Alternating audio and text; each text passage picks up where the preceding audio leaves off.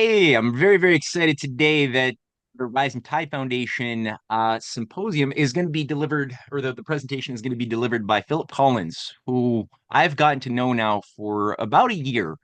And I've discovered that Phil, who works very closely with his fellow brilliant researching brother, Paul, no, not Paul. Yeah, Yeah, Paul. Yeah. yeah, Yeah, Paul. you're I right. got a You're right. mental nerf brain fart.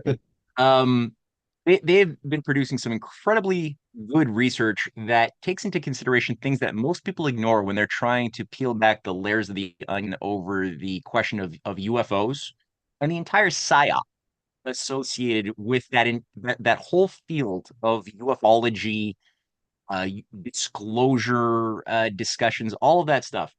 And most people I've noted either approach it purely politically, purely, or sometimes spiritually, but they don't approach it from the standpoint of the epistemological battles, the battle over the mind and the souls of humanity that has been shaping the tapestry of the past, I mean, multi-millennial experience. And in the recent three-part series that we published on the Canadian Patriot, and there's a new essay that's going to be published this week.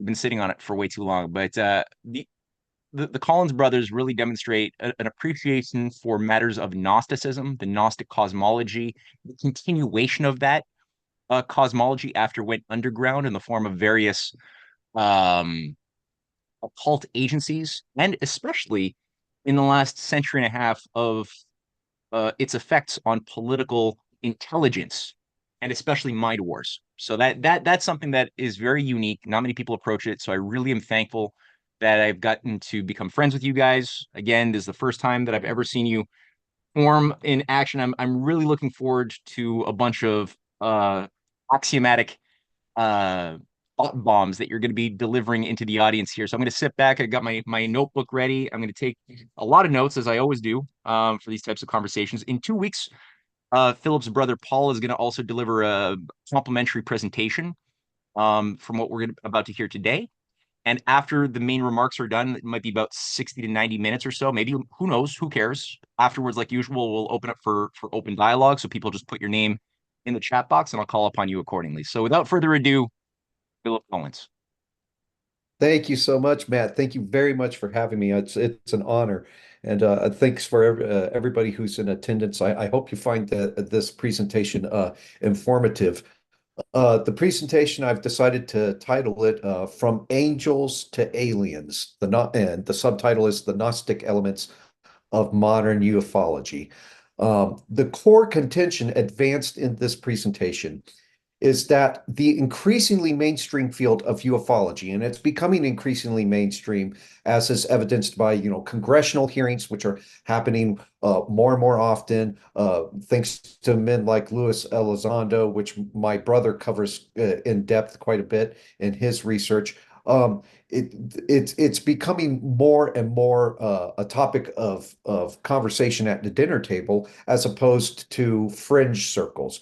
But the contention of this presentation is that increasingly mainstreamed field is deeply tinctured by both ancient and modern iterations of Gnosticism, which is a heresy that informs the worldview of humanity's aspirant hegemons, the deviant elite, the ruling class.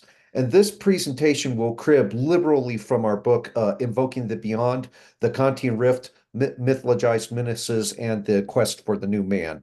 The Beyond is basically, that's a neologism. It was coined by a literary critic, I believe, if I'm not mistaken, their name is Uta Weldis. And Uta Weldis uh, uses that neologism to basically denote uh, a force that epistemologically and ontologically dwarfs humanity. We use that neologism in much the same sense. It's basically any deific force invoked by the power elite to overwhelm national governments epistemologically and ontologically, to induce what some have called ontological shock. And this invocation precipitates the subsequent introduction of a deus ex machina in the form of a technocratic world state. And of course, such a global managerial model, a managerial model where policy professionals, where technical and scientific elites basically they're the only ones who participate in any sort of democratic process. The citizen is excluded from those processes. This managerial model would be advantageous for the parelite because they lay claim to some vaguely defined socio-political gnosis or secret knowledge that qualifies them to lead humanity towards a glorious transfiguration. And that transfiguration is a transformation in humanity on the essential level. It's basically apotheosis, which is a soteriological and eschatological hope that remains at the core of the Western occult traditions. But of all the invocations of the beyond, none are quite as fantastical as the invocation of alien gods, of extraterrestrial deities. Most ufological and science fiction narratives depict extraterrestrials as the products of biological evolution. We've seen that in, ad nauseum in movies, read it in novels.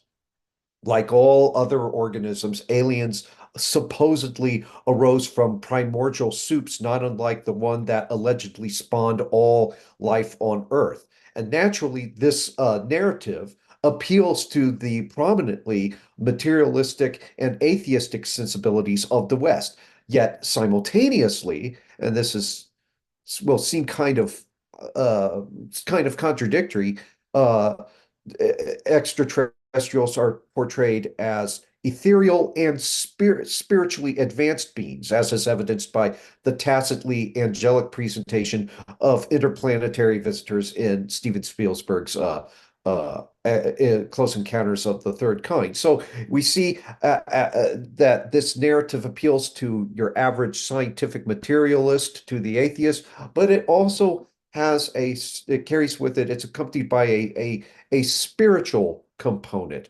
It kind of intimates a specific religion.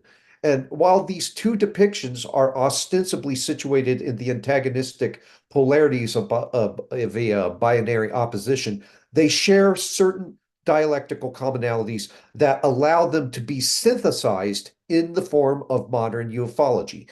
The counterintuitive though it may sound, the adhesive is the Baconian formulation of modern science, which really renders reality as this undifferentiated absolute, whose sole constituent, matter, is self-generating.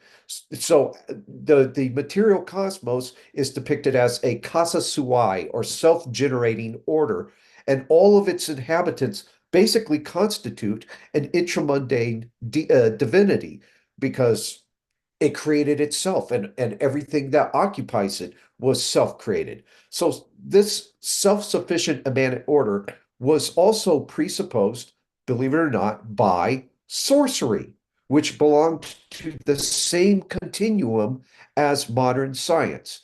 Now, a gentleman by the name of David Bentley Hart, who I'm uh, at variance with on a multiplicity of points, nevertheless examined and quite competently this strange yet very true continuity.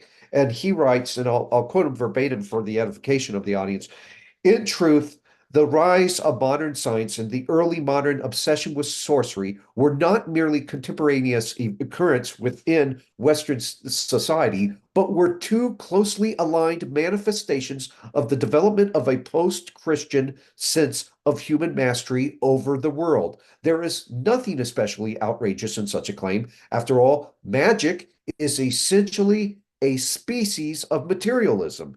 If it invokes any agencies beyond the visible sphere, they are not supernatural in the theological sense of transcendent, but at most preternatural. They are merely, that is to say, subtler, more potent aspects of the physical cosmos. Hermetic magic and modern science, in its most Baconian form at least, are both concerned with hidden forces within the material order, forces that are largely impersonal and morally neutral, which one can learn to manipulate and which may be turned to ends fair or foul. Both, that is to say, are concerned with the domination of the physical cosmos, the instrumental subjection of nature to humanity and the constant increase of human power. Hence, there was not really any modern triumph of science over magic, so much as there was a natural dissolution of the latter into the former, as the power of science to accomplish what magic could only adumbrate became progressively more obvious, or rather, magic in science in the modern period are distinguishable only retrospectively according to relative degrees of efficacy. There never was, however, an antagonism between the two, metaphysically, morally, and conceptually. They belonged to the same continuum. And again, that was David Bentley Hart. And I believe, if I'm not mistaken, I excerpted that from his book, Atheist Delusions. And by the way, again, I'm at variance with David Bentley Hart on a multiplicity of points. He's a bit of a syncretist and a universalist, and those are, in my view, some untenable theological positions to adopt. But nevertheless, that aside, broken clock is right at least twice a day, right? So at any rate, this is the dominant view of magic in science in the 21st century.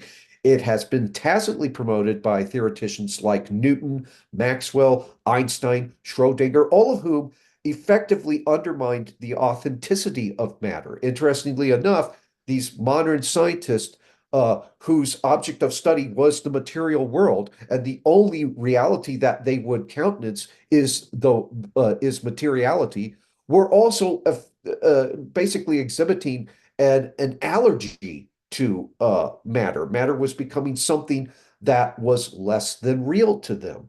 And in so doing, they rendered the physical universe as nothing more than a standing reserve, Bestand, as Heidegger called it. But this Bestand, the standing reserve of raw material, to be cynically manipulated through the sorcery of science. Not surprisingly, a sociologist by the name of William Sims Bainbridge, who is also very sympathetic to transhumanism, has noted the rise of non-traditional religions commensurate with the secularization of the West. He writes, and I quote again for the edification of the audience, secularization does not mean a decline in the need for religion, but only a loss of power by traditional denominations. Studies of the geography of religion show that where the churches become weak, cults and occultism explode to fill the spiritual vacuum. And again, that's William Sims Bainbridge. Now, it's not so difficult to understand why such an occult explosion should accompany secularization when one takes into consideration the observations of Eric Voegelin. Eric Voegelin, of course, being the famous conservative commentator, wrote the book The New Science of Politics. A lot of people will remember young conservatives back in the late 70s or early 80s walking around wearing T-shirts with the Vogelian aphorism pasted across it. Do not immanentize the eschaton. That was an aphorism that was of his coinage. But Vogelin argued that, and I'll quote him verbatim, quote, secularism could be defined as a radicalization of earlier forms of paracletic immanentism because the experiential divinization of man is more radical in the secularist case, unquote. And that's from the New Science of Politics by Vogelin. So in other words, secularism intimates a strictly immanent theos or God, that is accessible through human experience. And so intense is that experience that it situates man in the position of God, but with no reference to a transcendent order.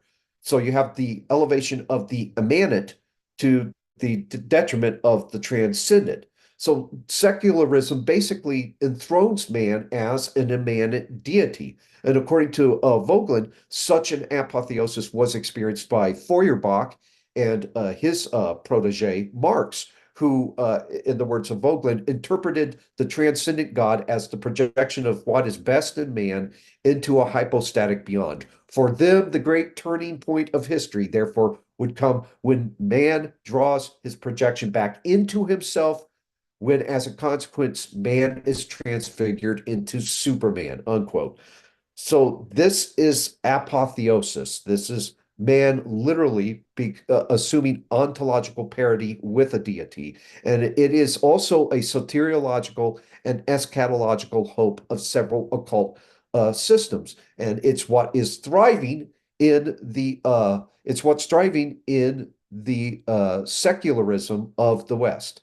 Thus, the oddly spiritual, if not downright occult aspects of modern ufology are not quite as unpalatable to the secular mind as one might think. In fact, several modern astronomers, cosmologists, NASA scientists, and other theoreticians, men like Carl Sagan and Neil deGrasse Tyson have expressed rather unconventional spiritual views.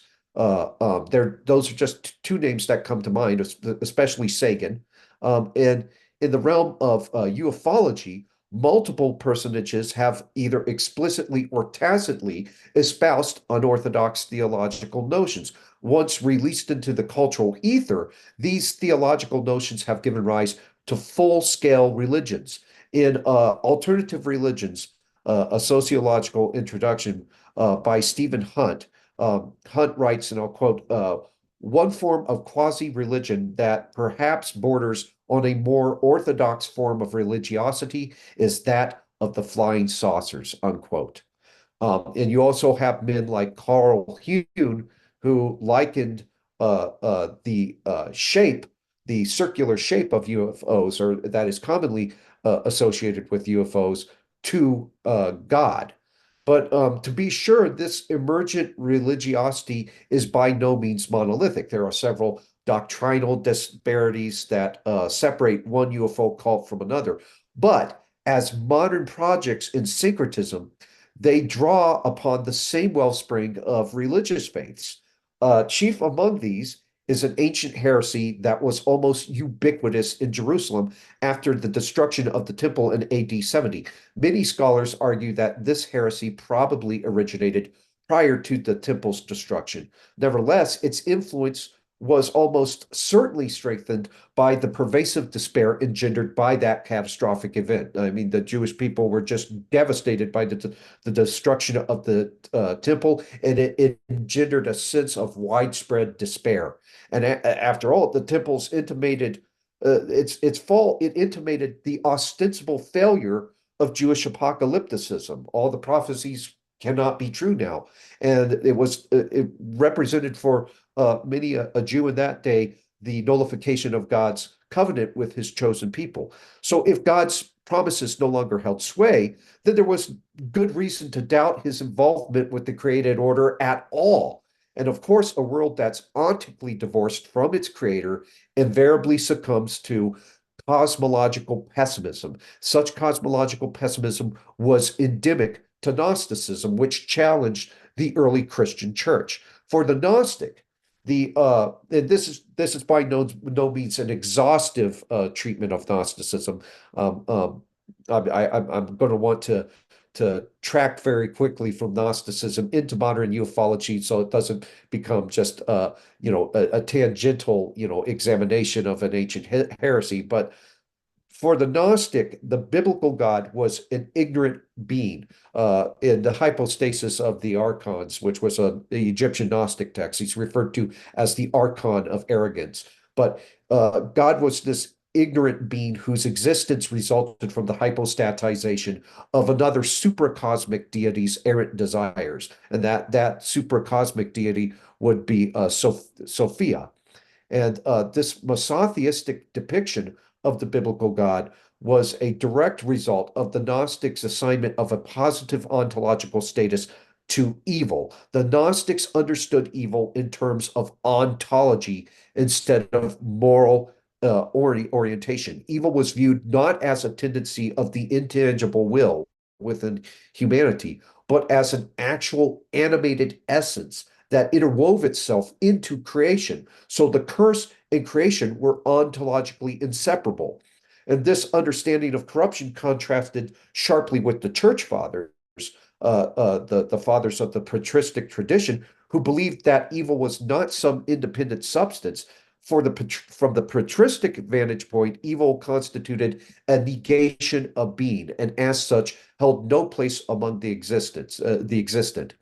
While its effects are painfully real, evil is not real in and of itself. Evil, it basically can be analogized to cold.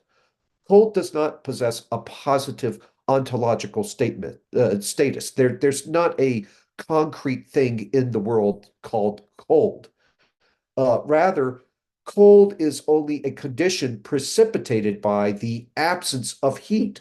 Cold exists as a privation of warmth. That's not to say that cold and its effects are illusory. Its effects are real.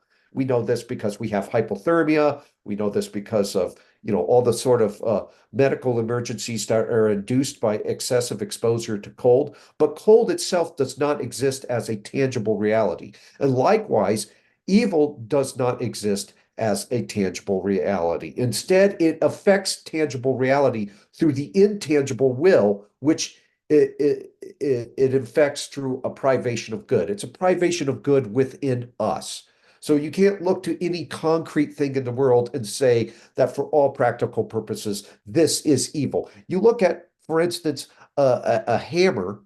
A hammer in and of itself is not evil. Its application and the good or evil of its application is entirely contingent upon the intangible will of the one who's using it. You can use that hammer to build buildings, magnificent buildings, but a hammer can also be a murder weapon. So you see where evil doesn't possess a positive ontological status. And to concretize it and depict it as an animated essence in the world leads to all sorts of problems. So evil's point of origin is the intangible will, not the tangible world. And appropriately enough, it was Saint Maximus the Confessor who characterized evil as a perfect nothing. Since evil is a perfect nothing, those who adopt evil's existential trajectory, those who decide that they want to embrace evil in their will, inexorably migrate towards nothing. And so, in this sense, evil represents an inversion of creatio ex nihilo, creation from nothing. God created everything out of nothing, but evil returns everything to nothing. And this is also observed by Saint Athanasius in his famous work on the Incarnation. So, accordingly, those who align their wills with evil migrate back towards the oblivion of non-existence.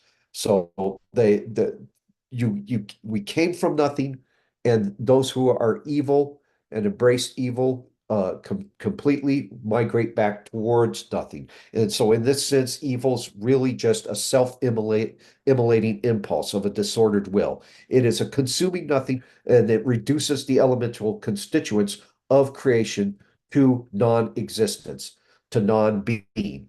But to conflate error with the created order is to necessarily associate corruption with the author of the created order. So error and falsity become the author himself. And from the Gnostic vantage point, the creator of the visible physical cosmos must have been in error. In fact, the creator was not merely the originator of error. The creator didn't just make a mistake. The creator was the mistake. Any theology that follows from those premises must either condemn or find some way to exonerate God. And the Gnostics chose both courses of action. In Gnostic theology, the exoneration of God entailed the rejection of his office of creator. God the Father had to be completely divorced from creation. And this radical dissociation entailed divesting the true God for the Gnostics, of all creative faculties. The real God for the Gnostics created nothing. So Gnosticism divorced God from creation by positing elaborate cosmologies and that involved lesser deities, rigidly tiered heavenly localities. It was ridiculously overly elaborate and needlessly complicated cosmologies. But in rendering uh, God the Father absolutely transmundane, these cosmologies camouflaged these antagonistic dualisms that the church would have deemed untenable. And this is why you found within the early church, within the ancient Christian church, many of the Gnostics were actually ensconced within the congregations. And the way that they were typically identified, like, for instance, St. Ignatius of Antioch said that one of the ways that the heretics were identified was by their rejection of the Eucharist, because the rejection of the Eucharist was basically part of that same matter-loathing docetistic continuum where one regards matter as evil, because the Eucharist is matter, but the Eucharist is matter that is transformed and gains redemptive properties. But for the Gnostic, that can't happen. Matter is just irredeemable. But this cosmological divorce basically leaves both man and nature in states of absolute autonomy. Neither nature nor man must comply with the divine law, because the high God, for the Gnostics, is isolated from creation and can only be known through secret knowledge, or that is to say, gnosis. Nature need not conform to any law but its own, and it's not a tangible attestation to the glory of God, as St.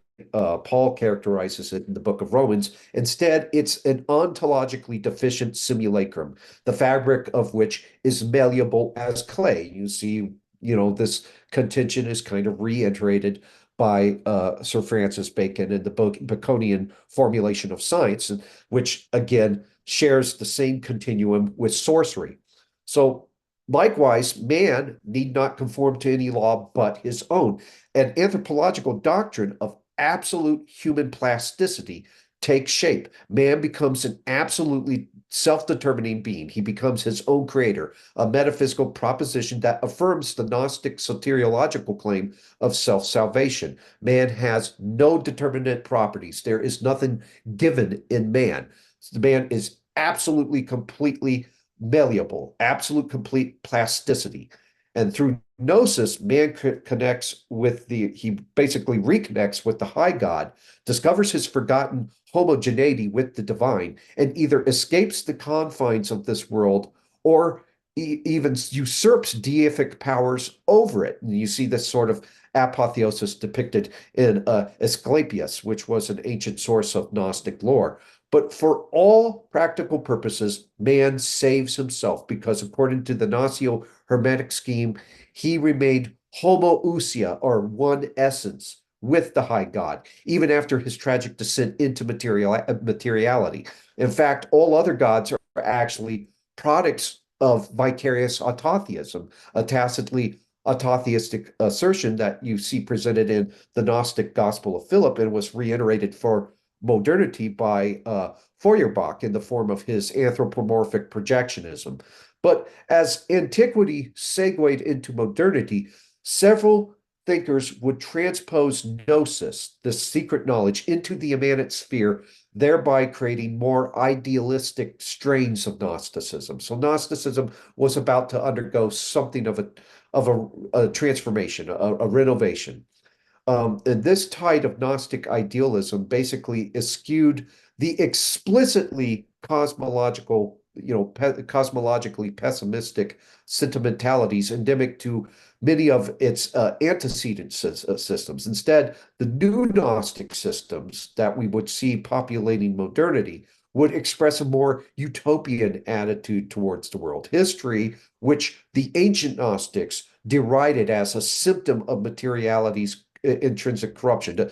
For the ancient Gnostics, history was considered a terror, because it did not allow anything to assume an immutable form for them. But where the ancient Gnostics derided history, suddenly history for the modern Gnostics became a soteriological process by which the world would be redeemed, where ancient Gnosticism regarded the physical cosmos as a cosmic abortion, irredeemable. The new Gnosticism viewed the world as just this dilapidated habitation in need of renovation, and the renovators were those revolutionaries endowed with gnosis, or that is to say, secret knowledge concerning the shape and form of the future utopia. So they gazed upon this world through the lens of idealistic Gnosticism. And in so doing, the modern revolutionaries situated the eschaton, the end of days, within history, thereby rendering it entirely immanent, an entirely immanent parousia. And herein are the conceptual seeds of several neo-Gnostic systems that transpose the eschaton into the immanent sphere. The first of these neo-Gnostic systems was schematized by 12th century Calabrian abbot and hermit Joachim of Fiore. Joachim basically apocalypticized history by configuring it according to this Trinitarian eschatology. So within that framework, the framework of that eschatology, each hypostasis or person of the Trinity represented a specific historical phase. The pre-Christian era was divided into the age of the Father, and the Father represented the Old Testament. The Son represented the New Testament, and the third apocalyptic age, which Joachim proclaimed himself the prophet of, was the age of the Holy Spirit. And during this age, sacred scripture, the church, the state would give way to a free communist world. And echoing Gnosticism's matter-loathing, docetistic attitude towards physical embodiment, towards materiality, Joachim claimed that man would divest himself of flesh and enter into this state of disembodied bliss. But after Joachim, we see the 17th century German Kabbaler Jacob Boehm, or Burma. I've heard it pronounced both ways. But Boehm it basically inspired mystical English communist Gerard Winstanley. And like Marcion, who was a heresiarch that challenged early Christian orthodoxy, Boehm advanced a bifurcated conception of God to reflect what was perceived as two contrary natures. Because in Boehm's view, the God of the Old Testament embodied wrath, while the God of the New Testament embodied love. And these two contrary natures were but mirrors of human consciousness. And history was the evolutionary dialectical process whereby these binary essences were reconciled. Now, Boehm's ideas closely paralleled Gnostic emanationist speculation, but there was a significant point of departure. Ancient Gnosticism, again, expressed a docetistic cosmological attitude, a matter-loathing attitude that viewed divinity's descent into materiality as just this horrific mistake, this error. In contradistinction, Boehm presented the descent into materiality as an essential phase in God's self-revelation. So basically, the descent into materiality was part of God coming to know himself. God didn't create out of love. God created out of felt need. God needed a creation to act as something of a mirror whereby he arrived at self revelation concerning himself. So God becomes something of a cosmic solipsist. But by contrasting you know by asserting that both light and darkness could be derived from the ground of being, Boehm departed radically from ancient Gnosticism. Instead of elevating the transcendent to the detriment of the immanent, which is what his ancient antecedents did, Boehm's new Gnosticism elevated the immanent to the detriment of the transcendent. And this succession of immanentist eschatologies continued into the 18th century. And here's where we arrive at the Gnostic elements of modern ufology. Um, in the 18th century, we see this Enlightenment era pamphleteer and printer who promulgated an odd neo-Gnostic narrative between 1730 and 1750. His name was Jacob Ilivi. And I hope I'm pronouncing his last name right. That's spelled Ilive, Jacob Ilivi. But his neo-Gnostic narrative can be found in works such as The Layman's Vindication of the Christian Religion and The Oration Spoke at Joiner's Hall. And in those works, Elevi transposes the eschaton of heaven and hell into the vacuum that separates celestial bodies, which of course is space.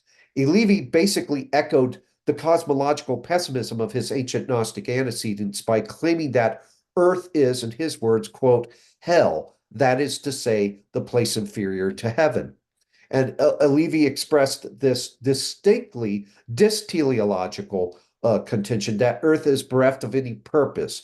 He says that, quote, no being, no order of beings was created to people it or to people Earth. So Earth had no purpose. It was basically a dysteleological contention, which dysteleology, of course, rejects purposiveness in the universe. All is meaningless and purposeless. It's accidental.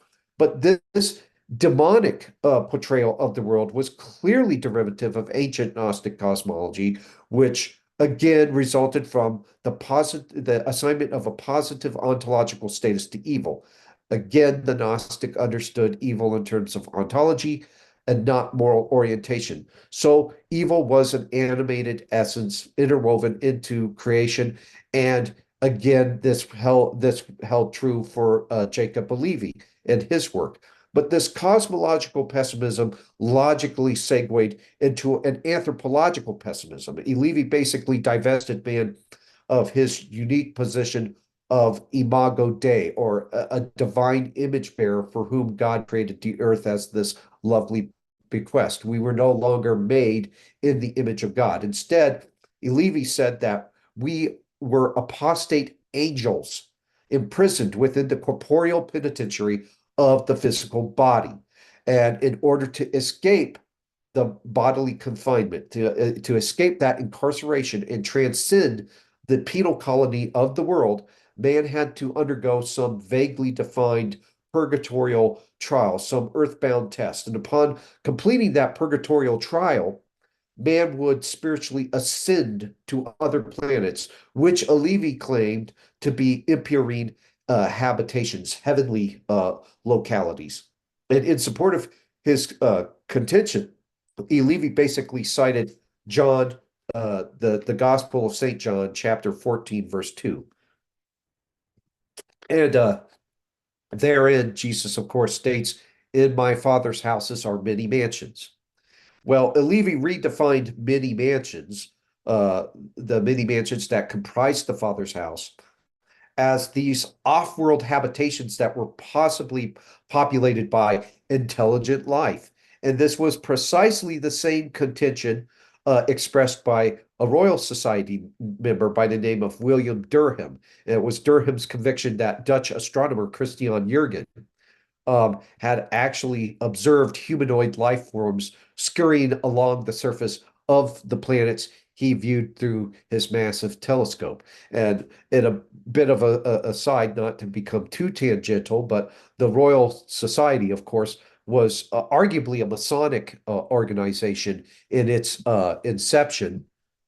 Most of its founding members were Freemasons, and there was contained within the Royal Society a smaller uh, Darwinian Darwinian lodge known as the X Club, which was largely responsible for the promulgation of Darwinism and also made sure to basically obfuscate the Bathybius Haeckelii scandal that could have imperiled the legitimacy of Darwinism as a theory. So they had a vested interest in promoting the anthropological contentions of Charles Darwin. But at any rate, that's a story for another time. I could certainly broach that in a great deal of depth, but that would take us down a whole other rabbit hole. But this Enlightenment era appearance of extraterrestrials and its corresponding theological view basically established the dominant hermeneutic according to which the modern UFO phenomena would be understood. The what we know as modern ufology, the hermeneutic or the interpretive lens through which the phenomena is understood, all comes from Alevi, from Jacob Alevi's latter-day interplanetary Gnosticism. Suddenly, the eschaton is transposed into the manosphere. It's situated among the stars. Heaven, hell, angels, demons, and God all suddenly are redefined as the extraterrestrial occupants of the physical universe. And this neo-Gnostic portrayal of space pervades the views that typically circulate within the ufological community, which is extremely susceptible to manipulation by deep state operatives and dark elements of the intelligence community. According to James Herrick, uh, Levy was a possible influence also on the Church of Mormon founder Joseph Smith and Scientology founder L. Ron Hubbard, who also had intelligence connections. Hubbard, for instance, Hubbard's account of human origins, it's especially reminiscent of Levy's latter-day interplanetary Gnosticism because, of course, according to Hubbard, humans are actually alien beings called thetans, and man's present condition of physical embodiment is the consequence of his exile to Earth 75 million years ago by an intergalactic despot named Xenu. So there we have our archon. And once this hidden gnosis, the knowledge of the fact that we are just embodied thetans, is grasped by. Oh, I'm sorry. Did you need something, Matt? Yeah, just quick question. Are you saying Jacob Levy or Eliphas Levy? No, Jacob E. Levy, Jacob E. Jacob Levy, Levy. and Okay. How do yeah, we spell yeah, Levy? Ilive. Thank you. You're welcome. But once we grasp on Hubbard's Scientology, once we grasp this gnosis of our origins with the stars and our imprisonment by this archon known as Xenu, once we grasp that, uh, the Scientologist can commence a process called auditing in hopes of repairing the internal damage induced by his or her indwelling thetans. And automatically, you discern with this echoes of Alevi's newly branded Gnosticism, where Alevi depicts human beings as embodied fallen angels requiring gnosis to regain their lost ethereal status. Hubbard depicts man as an embodied alien whose archonic bondage must be overcome through the secret knowledge of Scientology. And of course, a matter loathing or docetistic attitude naturally follows from this theology, and Scientology is no exception. Predictably, Hubbard expressed contempt for the physical body. Physical embodiment was for him a condition that he assigned the pejorative acronym of MEST, best, or matter, energy, space, and time. He assigned that pejorative to it. It was something to be derided. The physical embodiment was something to be derided.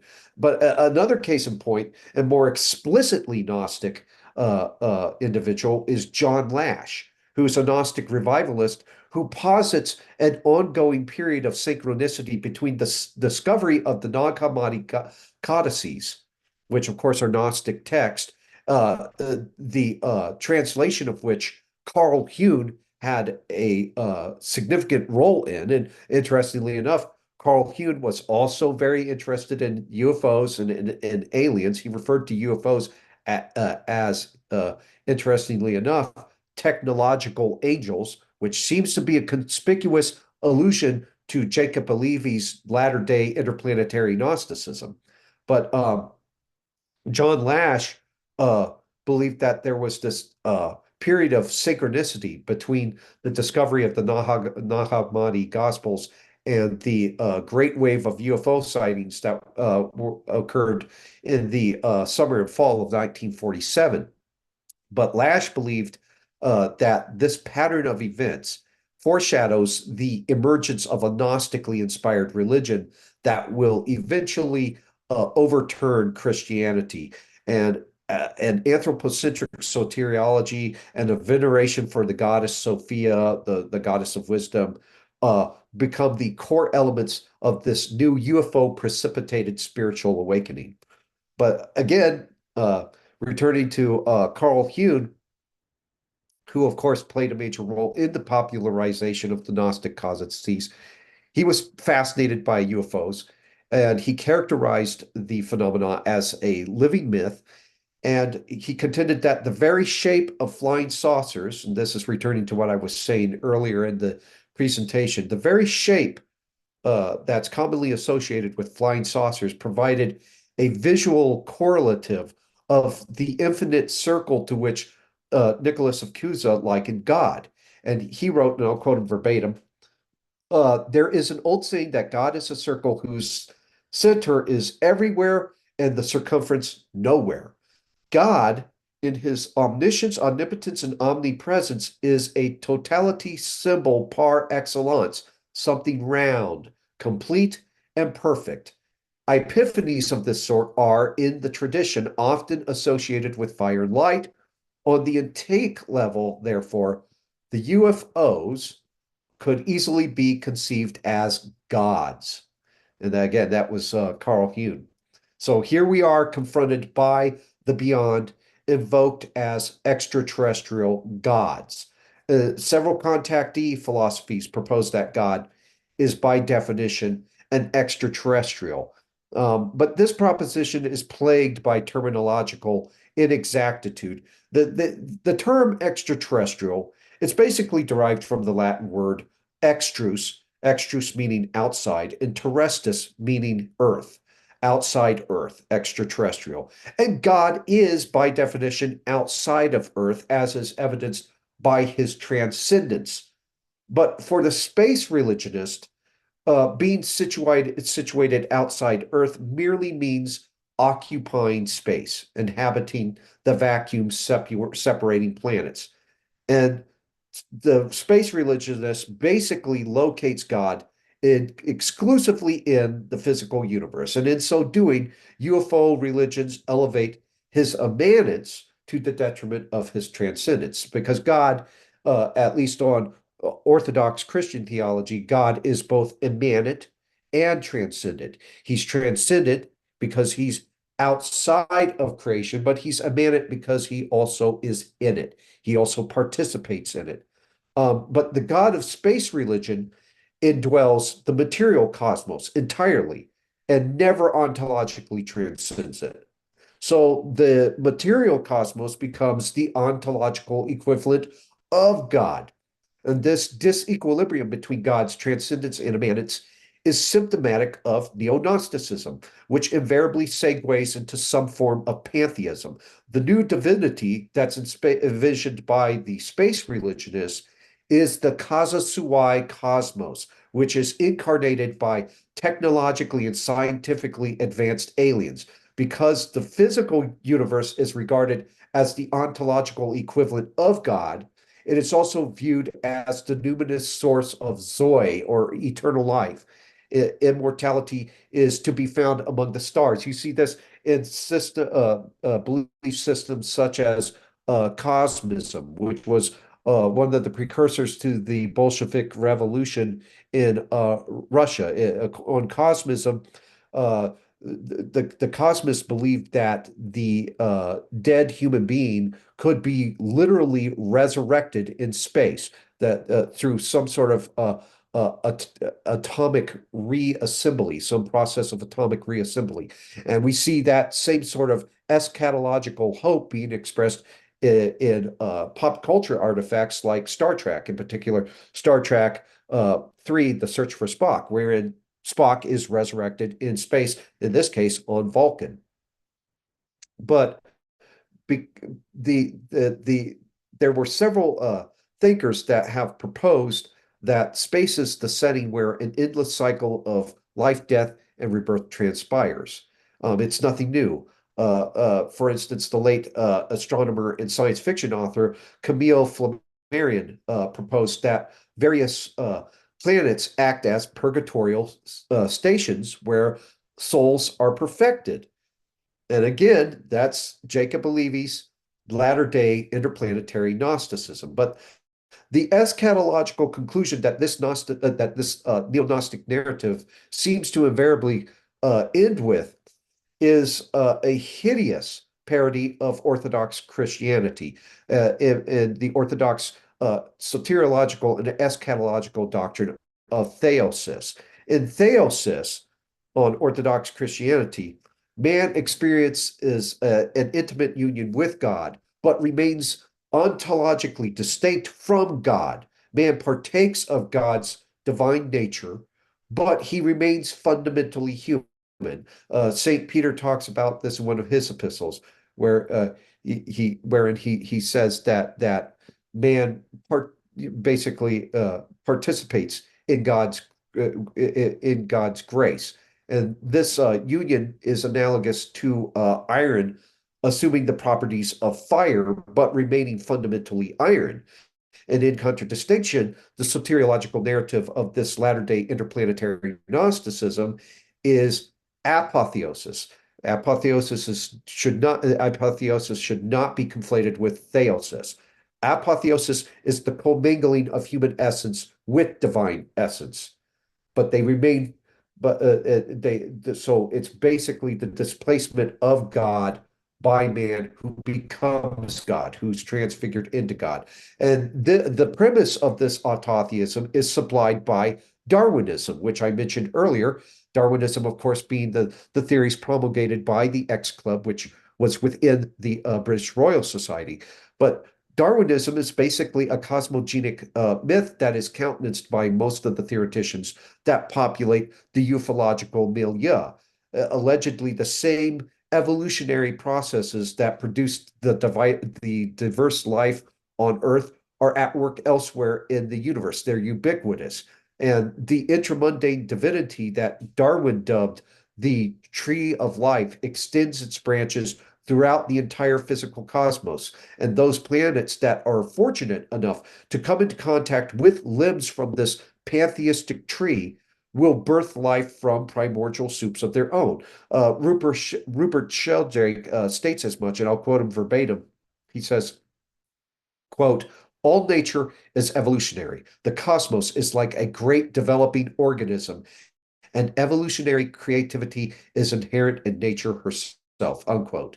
So on this view, the universe is quite literally alive. Sheldrake summarizes later. He says, quote, "The universe as a whole is a developing organism, and so are the galaxies, solar systems, and biospheres within it, including Earth," unquote.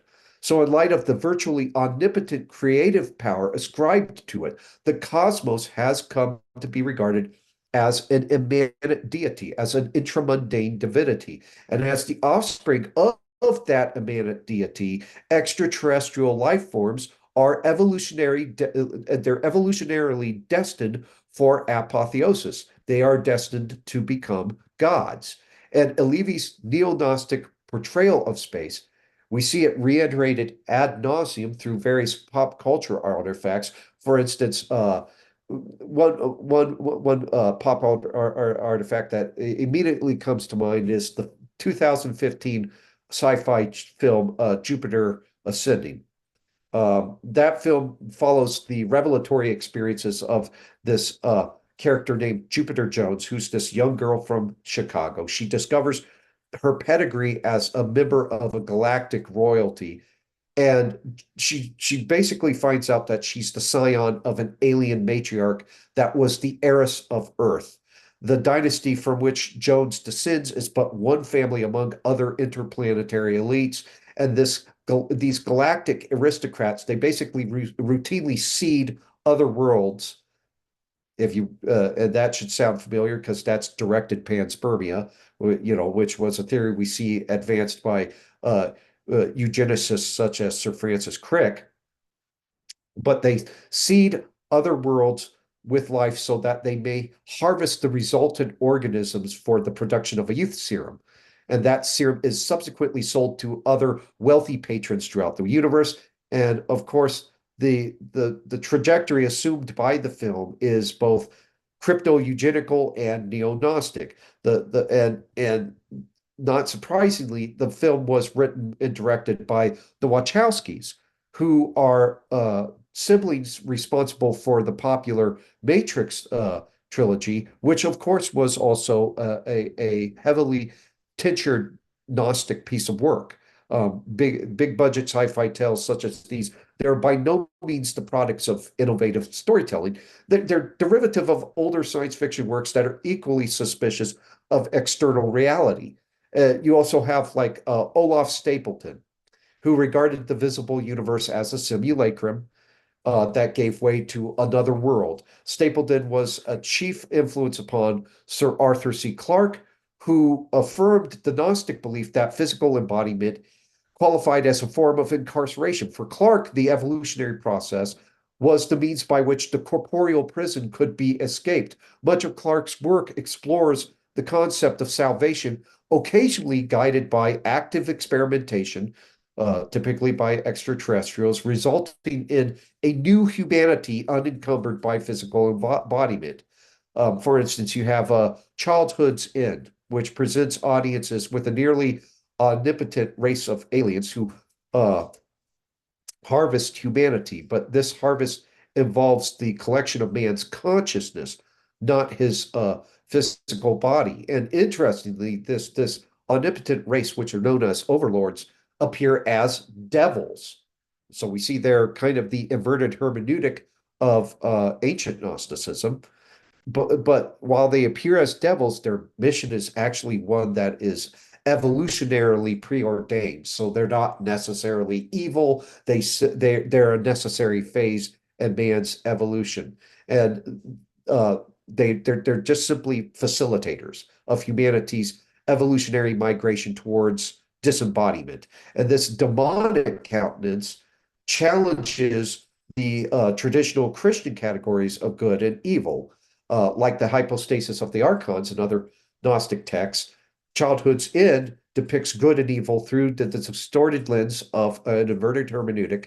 Evil is corporeal existence in an ontologically deficient world, and good is incorporeal existence in this collective consciousness that Arthur C. Clarke calls the overmind, which is essentially an extraterrestrial version of the Gnostic pleroma. So for Clarke, this dissolution into disembodiment, it represented the telos, the end of the evolutionary process. And it's interesting, a little aside, that there's always posited some telos, a purposive end towards which things are striving by these men, these very same men who basically posit a dysteleological universe, a universe that came into being by accident. And there's no reconciling these teleological propensities with these dysteleological propensities. It makes no sense. But then again, Gnosticism as a ancient belief system really made no sense either. But the glory, oh yes, yes, yes, Matt. Hey, loving this. Bill has a question that I think is a valuable question, just to define some of the Sure, terms. sure. The one term that caught his mind was inverted hermeneutics. So maybe if you could just quickly say a brief word on hermeneutics. What is it? Oh yeah, sure, sure. So hermeneutics is basically the science of interpretation. You see it mostly at work in theology, but hermeneutics is, there's other disciplines that employ hermeneutics. It's basically the interpretive lens through which we understand things, the way you see the world and you understand the world. That's your hermeneutic. I hope that clears that up. Awesome. But the angelic motif of Elevi's neo-Gnostic narrative has also been repeatedly conveyed in films, TV shows, and sci-fi literatures. Invariably, aliens assume one of two roles dialectically that are dialectically related. They're either angelic, or they are the counterparts to angels, or what angels used to be on traditional theology, although this is a bowdlerization of traditional Christian theology. They're either angels or demons, which are essentially apostate angels. And the relationship between these two is a dialectical one because while they occupy the extreme polarities of this Manichaean binary, the revelation of their existence always portends the same existential consequences. If aliens are angelic, then the nation state is woefully suboptimal for the purposes of establishing interplanetary diplomatic ties. If aliens are demonic, then only the united military might of a unipolar world can withstand the extraterrestrial invaders. In either case, the amalgamation of sovereign nations into a technocratic superstate and the apotheosis of humanity are depicted as inescapable and desirable outcomes. Additionally, the Gnostic spirituality intimated by the UFO narrative is sociologically advantageous to technocrats. Gnostic soteriology, the classic Gnostic soteriology, was ostensibly individualistic. It rendered salvation attainable on an exclusively uh, personal basis. It rejected the communal elements of uh, Orthodox Christianity. Father Andrew Stephen Damick, uh, he writes in his book Orthodoxy and Heterodoxy. And by the way, Damick is another person that I'm at variance with on a variety of points, but that's neither here nor there. He's right about this. He says Gnosticism was sharply marked by individualism, the belief that salvation was ultimately a private matter rather than a communal experience. So, Gnosticism, ancient Gnosticism, basically emphasized personal experience as opposed to the communal experience within a church. Um, but the interesting thing is that the eschatological hope towards which Gnosticism strove was the reabsorption of the of the human of the person into a singular deific power, what they called the pleroma, which was the pure divinity. And of course, if you're the commingling of an individual's essence with the essences of others necessitates self-erasure. So reabsorption into the pleroma basically means that you will no longer be who you are. The individual vanishes. You basically experience self-erasure. And ultimately the individual collapsed into spiritual collectivism. So on Gnosticism, such homogeneity constituted true Eden. And because the act of creation disrupted this homogeneity with the introduction of diversity, the natural order had to be opposed. The natural order we see, the natural world around us, the created world, is a world of differentiated beings, the beings that are not exactly the same. And for Gnosticism, this order of differentiation was a symptom of corruption. Now, uh, when you sociologize and ideologize this soteriology, it intimates the political doctrine of collectivism. For the citizen, salvation is attained through reabsorption into an immanentized pleroma, the omnipotent technocratic state.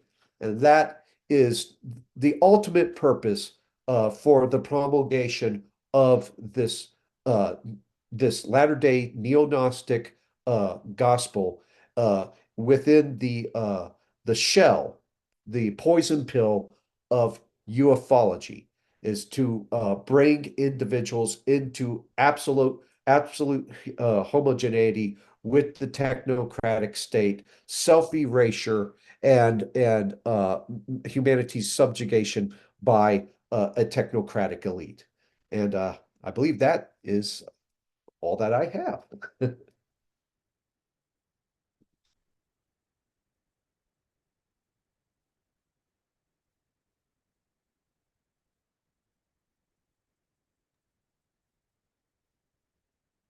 I picked the wrong time to abide by nature's call.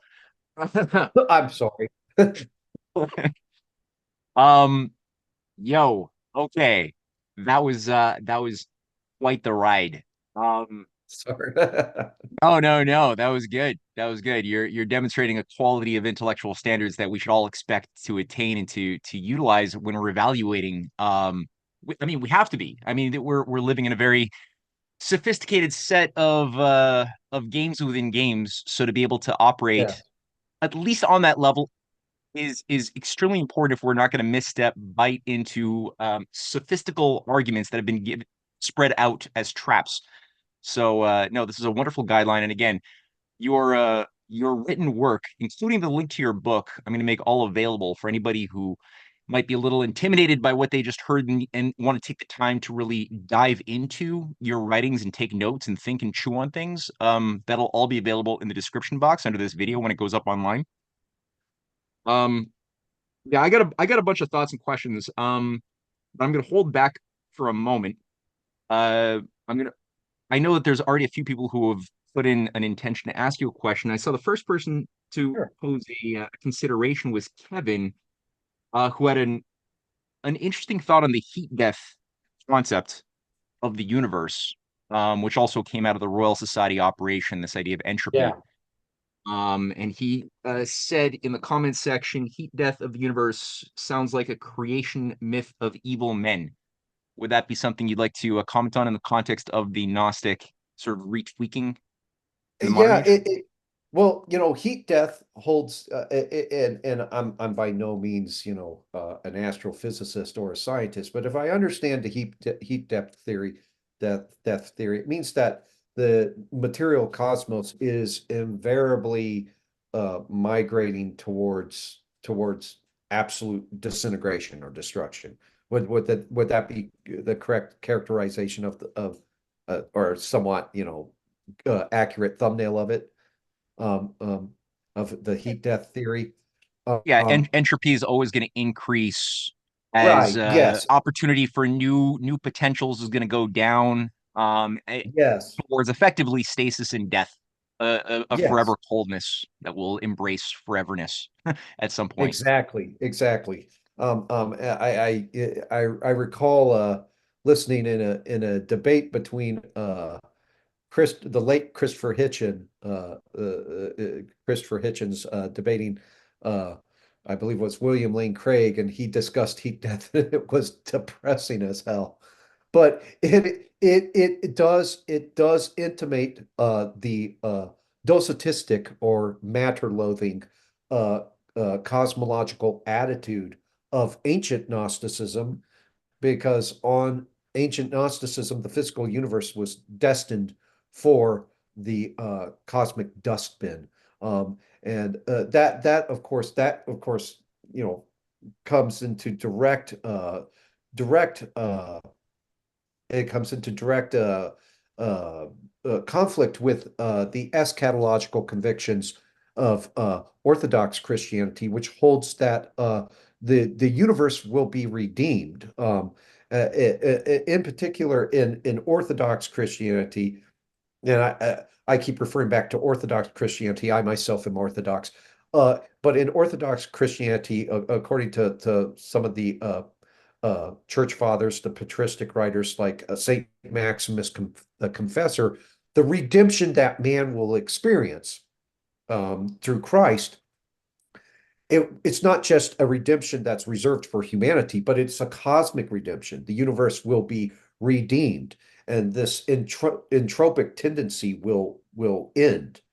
But yeah, you have with heat death, that this eschatology that's advanced by very dour individuals like Christopher Hitchens. You kind of have a reiteration of that docetistic cosmological attitude of Gnosticism. The physical universe is just, it's an abortion. It never should have been, and eventually it never shall be. Yeah, He also, Can I? yeah, oh, Kevin, go for it. certainly. Okay, sorry. Yeah, well, this was more of a shower thought with what I wrote down in the chat. I actually had another question, if I may. You talked about Rupert Sheldrake, and to give Uh-huh. a little bit context to my question, I'm I was raised by two parents who were raised Catholics but decided to not raise me a Catholic, right? So I was pretty much raised agnostically, I would say, right? And only late Uh-huh. in my life would I start to think about question of gods and blah blah blah. And natural, well, naturally, in quotation marks, I stumbled at one point on Rupert Sheldrake because he, you know, proposed alternative theories. I stumbled also on Stephen Mayer, David Belinsky, those kind of guys who, tackle this question from maybe another angle. So you're the first person from whom I hear a criticism, sorry, from Rupert Sheldrake. So my question is, can you say a little bit more in that regard, and can you say a bit Yeah, more about these other guys that I mentioned, if you know them? yeah, yeah, yeah. And let me make something clear about Sheldrake. Uh, I might be at variance with some of the contentions of a theoretician, but that doesn't mean that I'm going to necessarily dismiss all of that theoretician's ideas outright. That would be rather juvenile and ill-advised. Because Rupert Sheldrake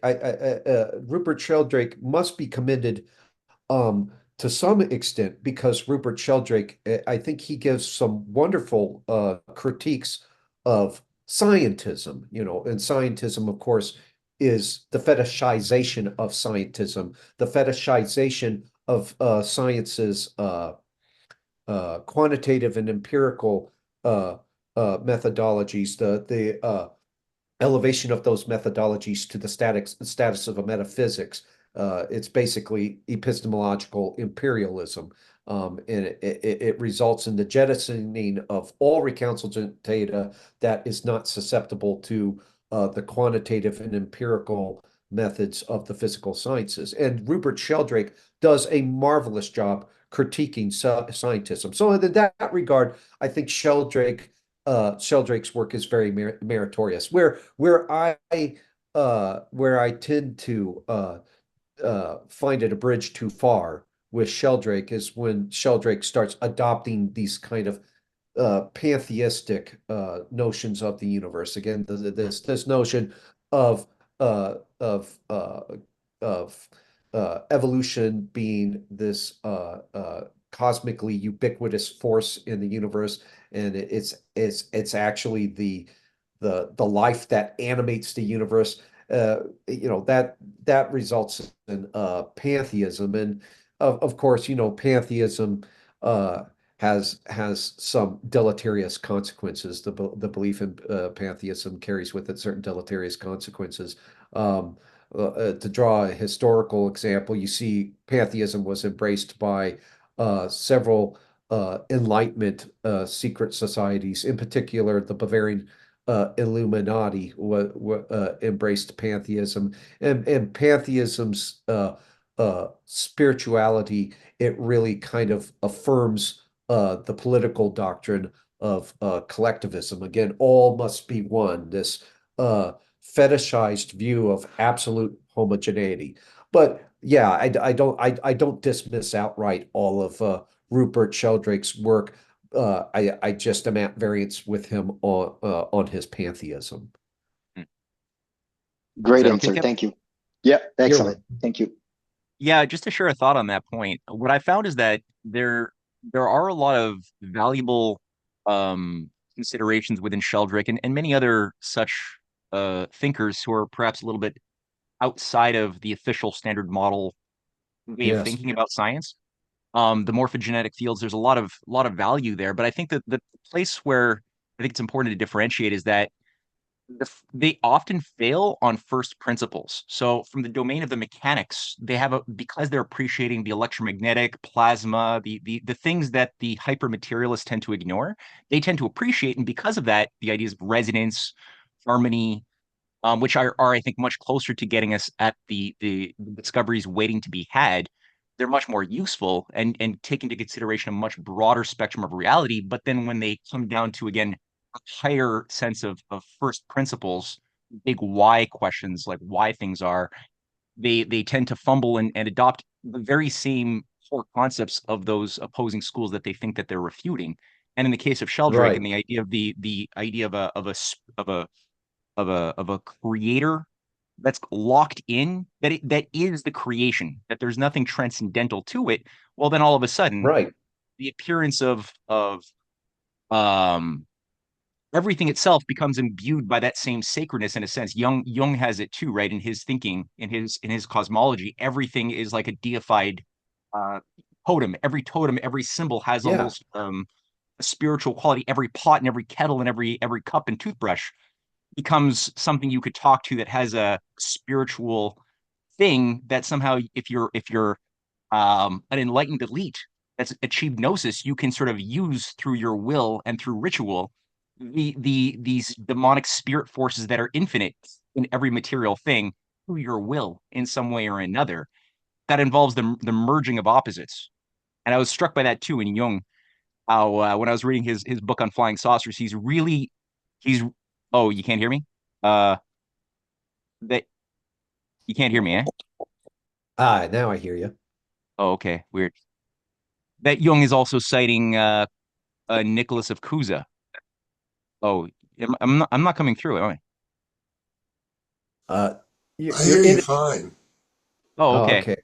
It's Oh, probably on my end, kid. oh, okay. But yeah, Carl Jung is citing Nicholas of Cusa quite a bit in Yes. his principle of coincidence of opposites. But Right. having read Cusa, I know that Carl Jung is doing a disservice because Cusa was Yes. doing this in opposition to the neo-Gnostics of John Wenck Yes. for trying to do a false merger of moral opposites. And Cusa was like, no, no, no, no, no. There, Yes. the opposites can coincide from the realm of reason, but not from the realm of moral opposites. And there was a big Mm. and Carl Jung is like, no, it's by fusing evil and good, dark and light, and integrating these opposites that we can become divine, wholes.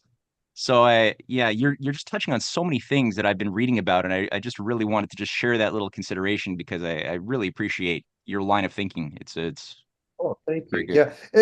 Yeah, and it's like what you were just saying. I mean, uh, some of these theoreticians draw upon draw upon other thinkers, but they tend to, in the process of drawing upon them, they tend to distort their ideas.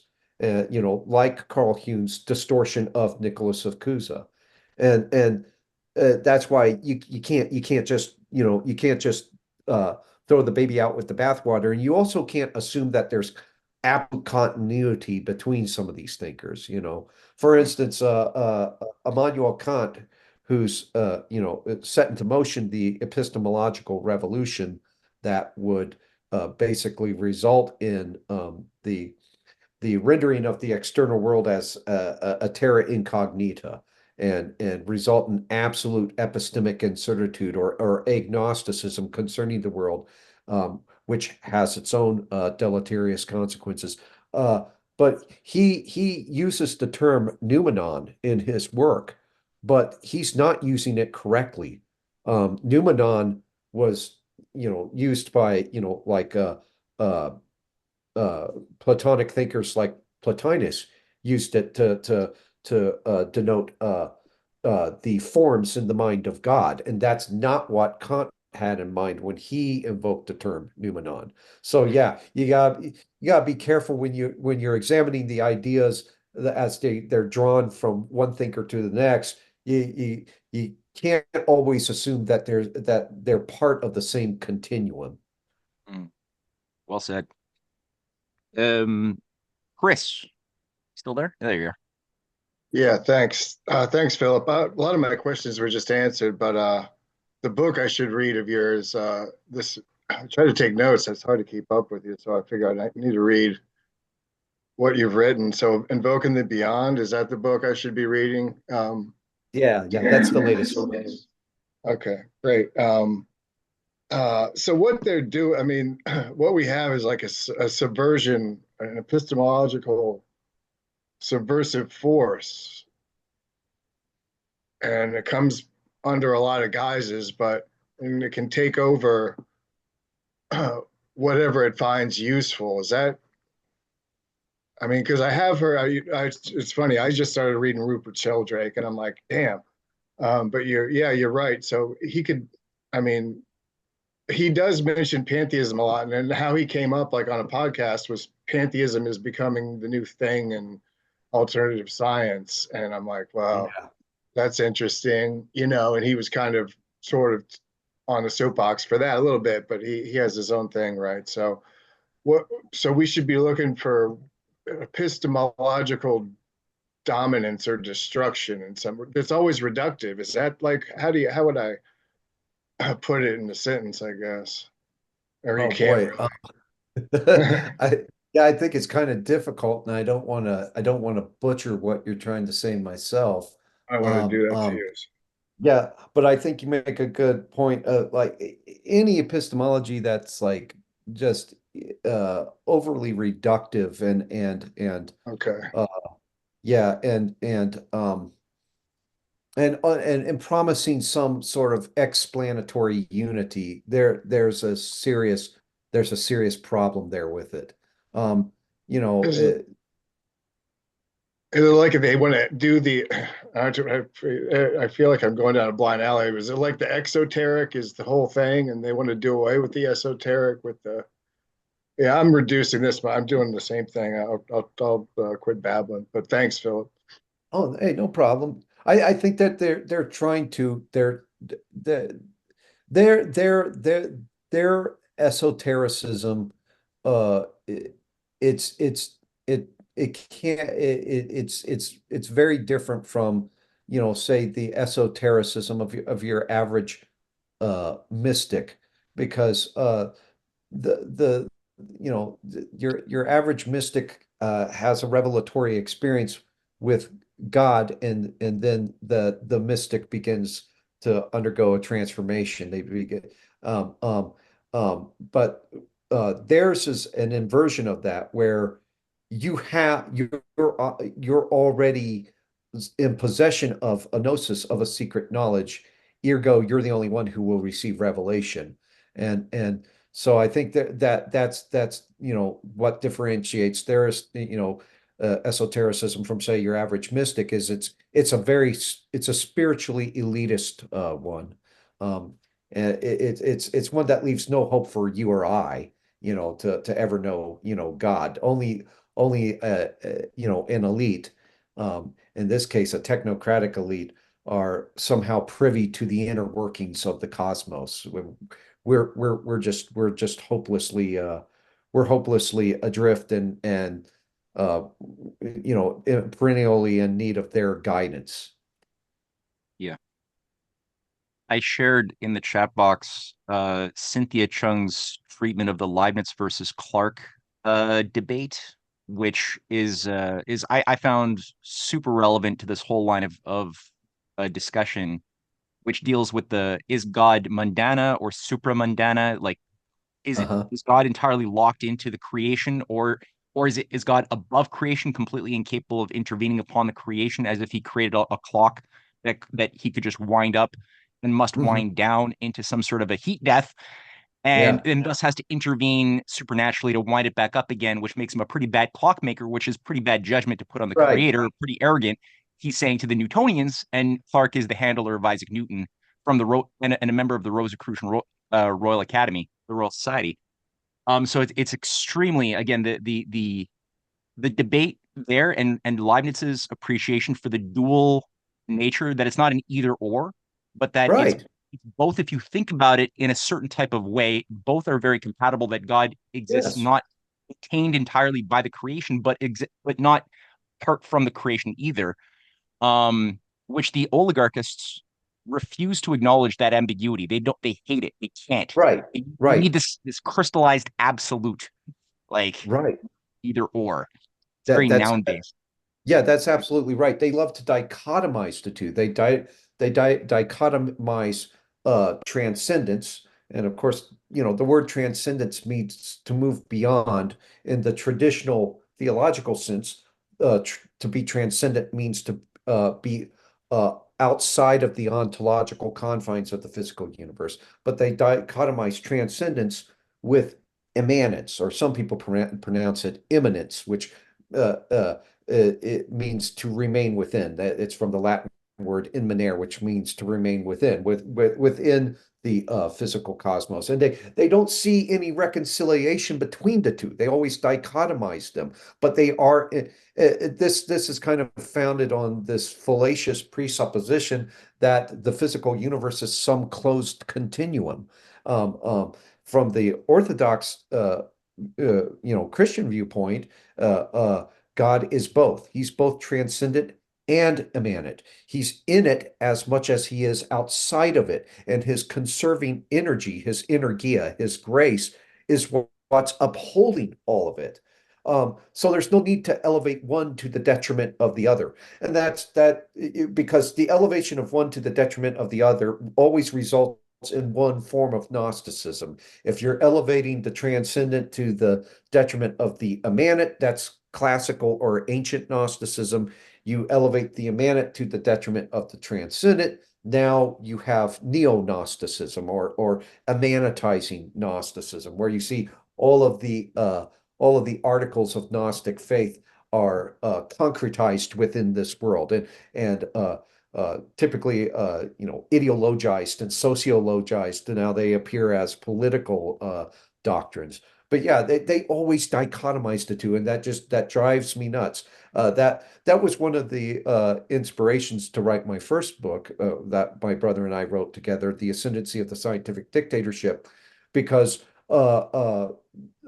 I took a science and religion course, and the philosophy instructor in that just could not see how a God who's transcendent could possibly be influencing the immanent cosmos. How? Well, again, you're presupposing that this immanent cosmos is somehow a closed continuum, and if it is a closed continuum, it's self-sufficient, and if it's self-sufficient, well, that's a quality of God, and it becomes an intramundane divinity on pantheism. But yeah, it's just that dichotomizing impulse that's always there. Stephen, Stephen Doyle, you still there? Yeah, I'm here. Thanks, Philip. What a fantastic, I'll call it a lecture discussion. Really enjoyed that, and so much to chew on before I think I can really digest it. And I'm going to half and just say that Matt should have been handing out free dictionaries before this. I'm going to have to brush up on a few concepts. I have I think, a relatively simple question, but in terms Sure. of your main thesis, in terms of the hermetic nature of ufology, if we reject that and adopt a non-hermetic perception or inquiry into the subject, what are the spectrum of possibilities in terms of reality or truths are we willing to entertain? So, in terms of what is the truth behind UFOs, I mean, obviously, I don't think any one of us could definitively come up with an objective truth answer now that would satisfy everyone and be provable. Right. What spectrum of possibilities should we be willing to entertain? Well, the spectrum, and this could be possibly my own religious biases talking, but I think that uh, uh, people like Jacques Vallée, who get some things right and some things wrong, and certain other thinkers have noted uh, the uh, the commonalities between uh, these UFO sightings and the this the spiritual experiences, say medieval peasants, or in some cases experiences with the demonic. I think that it's worthwhile at least countenancing those views, because I think that modern ufology, it's unwilling to just accept signs from heaven as possibly just signs from heaven, and not signs from something, some extraterrestrial race. because it's very chronocentric. There's a chronocentricity to it. Oh, well, those were ancient peoples. They were stupid. They didn't know what they were seeing. When Elijah sees, a chariot comes from the sky and takes Elijah, it wasn't really a chariot. It must have been just a UFO, ridiculous reinterpretations of biblical texts like that. They're deeply chronocentric. I think that it's at least worthwhile for some people to at least try countenancing the possibility that there's uh, a spiritual aspect to the phenomena. And that's one of the contentions we advance in our book, Invoking the Beyond. And another possibility that we also look into in our book is that much of it is a terrestrial based deception. Some of it can be experimental aircraft. Some of it can be psychotronic, the use of psychotronic weapons. Some of it might just be the circulation of fanciful anecdotes. Um, um, I know that Miles Copeland, when he was working with the agency, he circulated stories concerning UFO sightings in hopes of dazzling the Chinese and the Chinese government. But it worked too well because in circulating these ufological narratives with the Chinese, it made its way back here to the United States, and it was adopted by some fundamentalists in what's traditionally known as the Bible Belt, and uh, these these misguided Christians basically rewrote their entire book of Revelation on the basis of what was just a fanciful anecdote. But so to answer your question, I think we should at least entertain the possibility that there's a spiritual or preternatural element to the phenomena, that some of it is terrestrial based deception using psychotronic warfare, using experimental aircraft, and then some of it's just straight up disinformation. It's just anecdotes floated into the cultural ether to see how it shapes the modern mind, kind of as a form of psychocognitive warfare. Okay. Thanks. Appreciate that. And Hey, loved the no lecture. problem. Loved it. Oh, thank you. Thank you so much. This Copeland thing, I don't know anything about this. Miles Copeland, who's this guy who brought the UFO stuff to China and then had to come back? What is this? Can He you he expand on he that a he bit? circulated a narrative. But We was who is this working. person? Who is this guy? Who is Uh, Miles?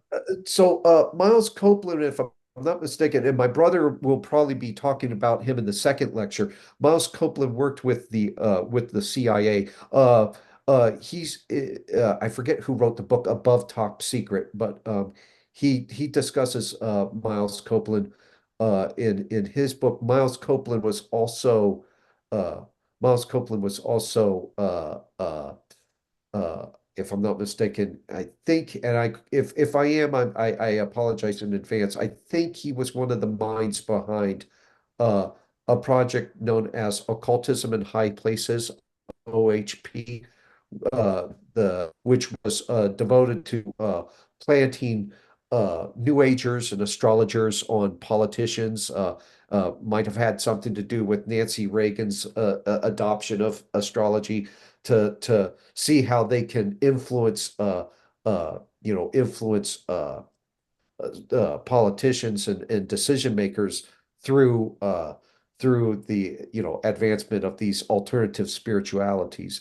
But and Wow. I think Miles Copeland was also somehow, and don't quote me on this, but I think he was also somehow involved with the Nag Hammadi codices. But my brother will probably be touching a bit more on him in his lecture. Paul's specialty is really deep politics and in the intelligence community. I spend most of my time in that annoying ether, which is the philosophical and the theological, the abstract. Well, I'm going to be asking your brother more about Copeland. This is a fascinating thing because again, you get it a lot. Is it, Yes. in the 19th century, in the 1920s. I mean, you've got a huge effort by the Vanderbilts, the Rockefellers. They're sponsoring all of these spiritualists to go in and do seances, channel, like do necromancy into the White House. Calvin Yes. Coolidge and others. All these senators are getting duped into just like taking on the advice of spirit entities. Mackenzie King in Canada is getting advice on what his dog and dead mom want him to do for Canadian policy. And it's like they're all being driven nuts by this Uh-huh. operation, and it just took on a more UFO-y vibe during the Cold War. But it's the same old, same old. So it's just Yeah. interesting how this thing works. Yeah, and Um, by the way, the what I was just talking about with the what you were just talking about with the planting of astrologers and occultists and everything, that project OHP, Occultism in High Places, and Miles Copeland's involvement in that is broached in the book, The Game Player, the Game Player in it. I'm trying to remember who wrote The Game Player. His name eludes me at the moment, but yeah, that discusses Miles Copeland's uh or wait, The Game Player is Miles Copeland's book. And that's right. So Miles Copeland wrote The Game Player, and uh he talks about his uh the project OHP was established by his assistant in the CIA's political action staff, Bob Mandelstam. Fantastic. Yeah, I'm going to be dropping hundreds of dollars on books after this class. Um, all right, Richard Moore, you've been waiting for a while. Richard, Okay. Well, I mean, I gave a talk here some months ago, weeks ago, talking about electric universe cosmology. And where that led me in the conclusion was that if you just think of the universe as this big electrical machine, then what it actually does is transforms plasma into stars. And stars then create a home for planets, and planets create a home for life. So it's like the universe is creating as many instances as life as it can on different planets. And how does that, I mean, does that make any sense? Or how would you interpret that in your ideas about cosmology and all? Oh boy. Well, are you kind of positing with that cosmology a Kaza universe, a self-generating universe? Yeah. I mean, Mhm. well, there's an energy source coming from somewhere, and then it doesn't seem Uh-huh. to be Uh-huh. slowing down. Uh-huh. Sure, sure. And I I guess, that energy source, would that energy source be entirely immanent? Would it be an intermundane energy source, or do you see that energy source being, transcendent, something beyond the Well, confines of the physical universe? I mean, at one level, it's just an electrical charge, Uh-huh. Okay. creating a potential difference out of which everything happens. But Uh-huh. the question of, is there some kind of consciousness doing it, or I have no idea. I wouldn't put forward a thesis on that. Yeah, I wouldn't know. What I would, it does make me ask that question though. Um it makes me ask a question that it's an ontological question, and that is, assuming that there's an electrical charge and it's making stars, and they're making planets, and this is how life arises. Why is there an electrical charge to begin with?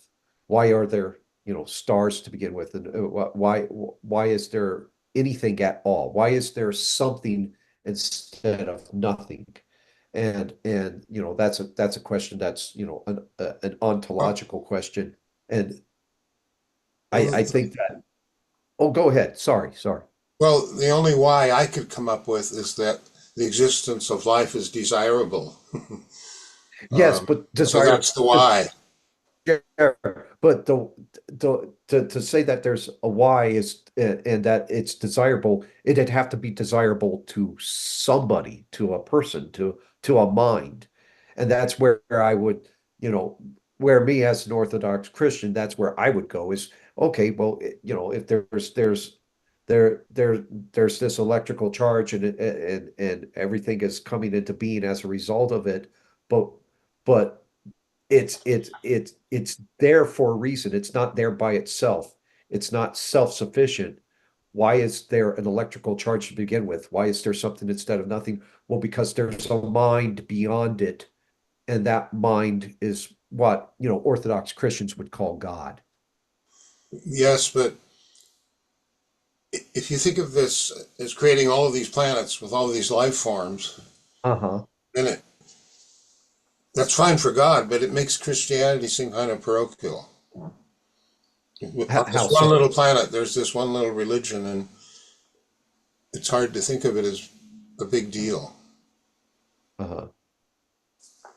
I think that Christianity, though, answers the question that the cosmology itself can't answer.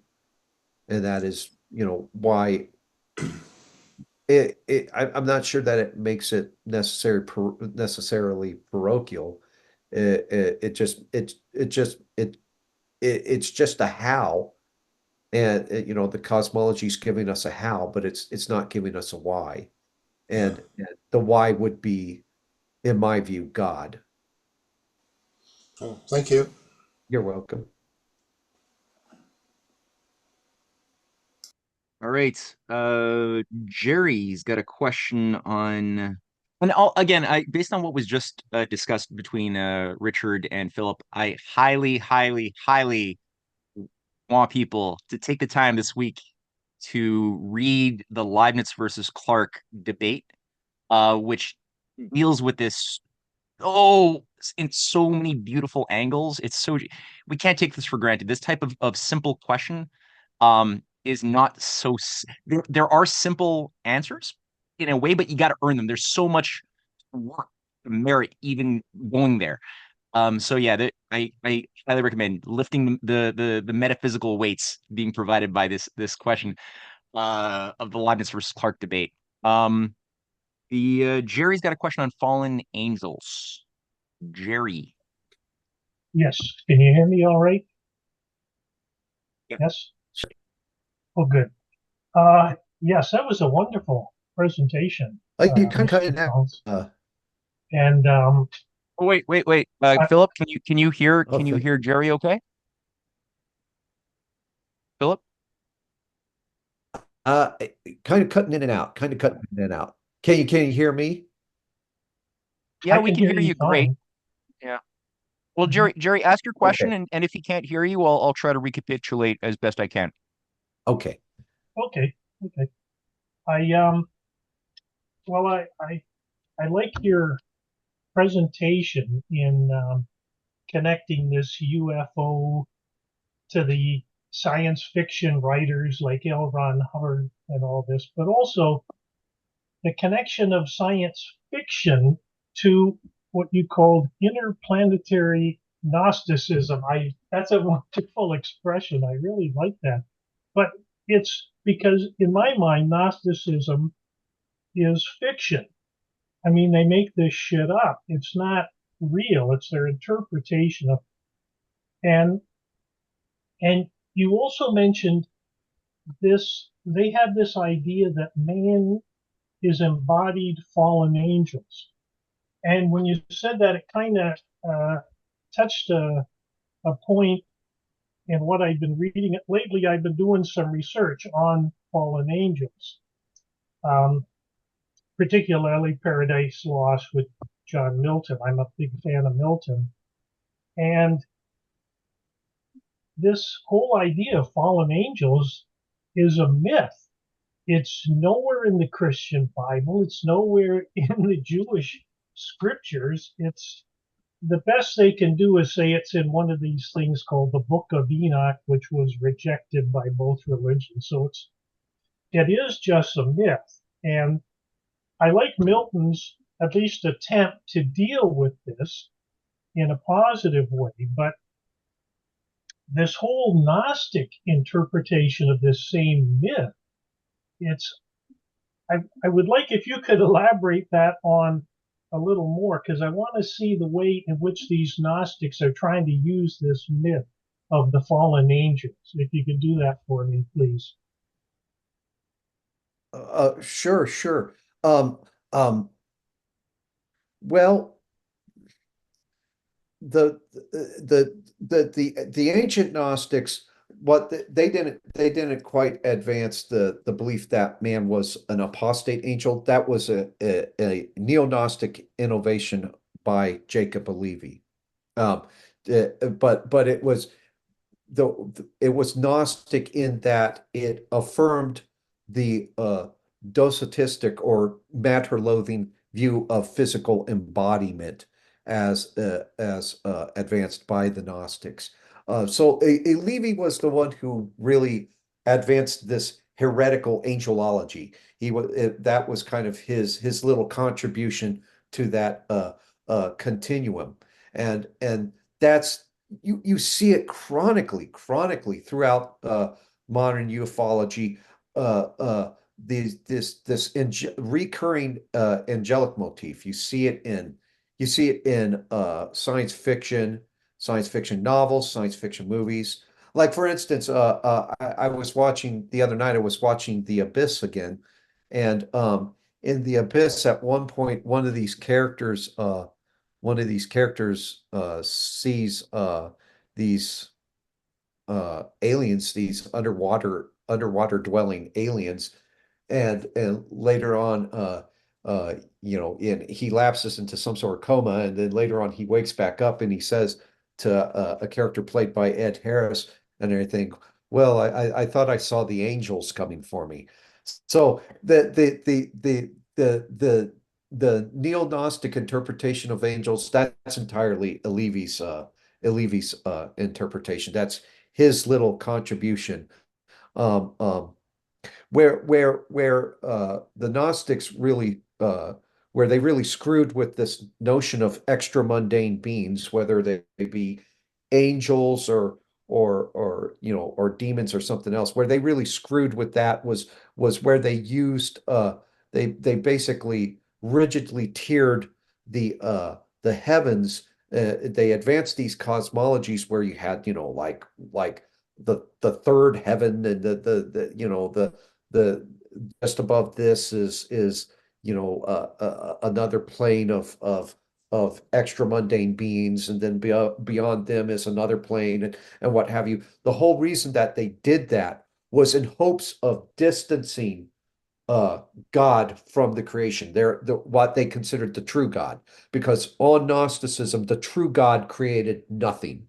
Creation was a mistake, and the true God would never create anything, because to create matter would be to be evil in their eyes. And what you'll notice, interestingly enough, directed panspermia kind of subtly reiterates that. On directed panspermia, aliens came and seeded the world with us, and we were created as a result of alien experimentation.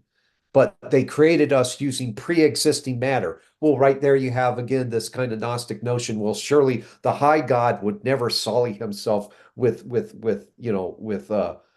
actually creating matter. Likewise, aliens would never sully themselves with creating matter. Instead, they use pre-existent matter. But I hope I'm answering your question to some extent and everything. That's kind of the role of this angelic motif in modern ufology. Mm. Yeah, Jerry is nodding approvingly. And I Oh, noticed Yes, that good. thank you. part of the self-contradiction of these dualists that try to pretend that they're not dualists, that they're Yes. into like unity and oneness, but they're actually unwilling to break from dualism, has a lot to do with two things that you mentioned, which is number one, the fact that they try to define spiritualism as a branch of materialism. So they've already Yes. created a weird false sleight of hand to themselves. I think that they're, to what degree they're lying to themselves and believe it. I guess they probably are Uh-huh. self-deceiving.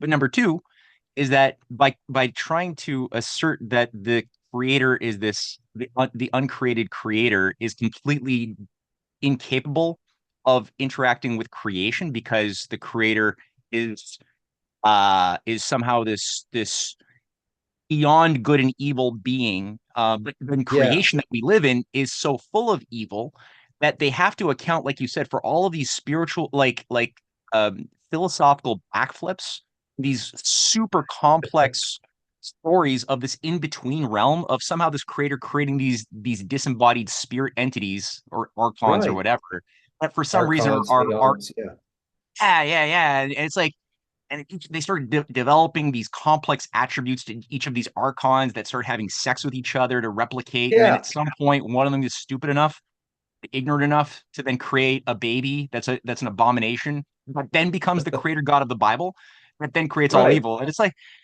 it reminded me a little bit of the Big Bang Theory too, like the way that you have, you read a Scientific American or some of the standard explanations of Big Bang, and they've like described these overly complex attributes to the first picosecond of creation, whereby the first of the four fundamental forces splits off, and then you have the first subparticle splitting off at the 38,000th picosecond after that, and then these elaborate explanations how everything came from nothing and is going to be, is moving into nothingness over time, and they just have to go through so much work to explain, rather than just say, I might be wrong about some of my fundamental hypotheses.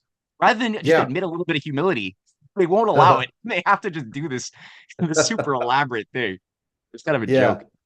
It's interesting you bring up the Big Bang. And there was a conversation that was documented by a deceased Christian apologist, and he was kind of disgraced in the last few years of his life because of some sexual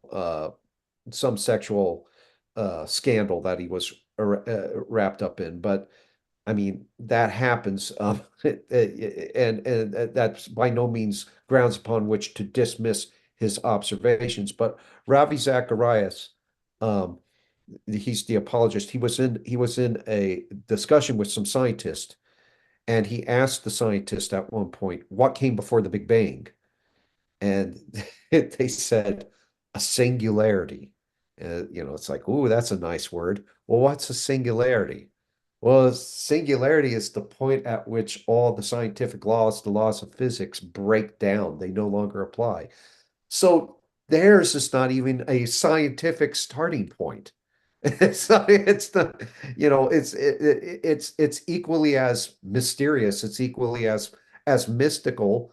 It doesn't offer doesn't offer a real tenable alternative to the untenable proposition of there being an extra mundane mind that we would know as God.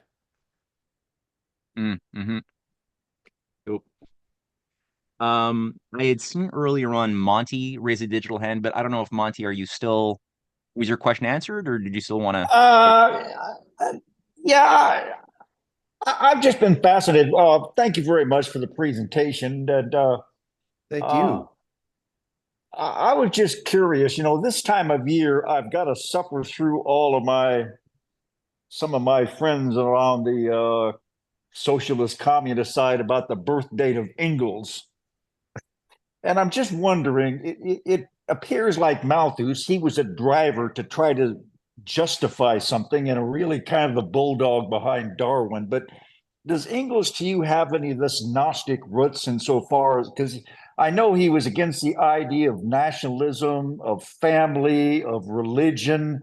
In other words, it seemed like this elaborate thing to justify a certain system. And to you, is this somewhat of a Gnostic attack on a certain fundamental values insofar as what we're witnessing today, insofar as this big clash of ideas and narratives trying to attack the family, attacking the nation state, attacking the idea of religion?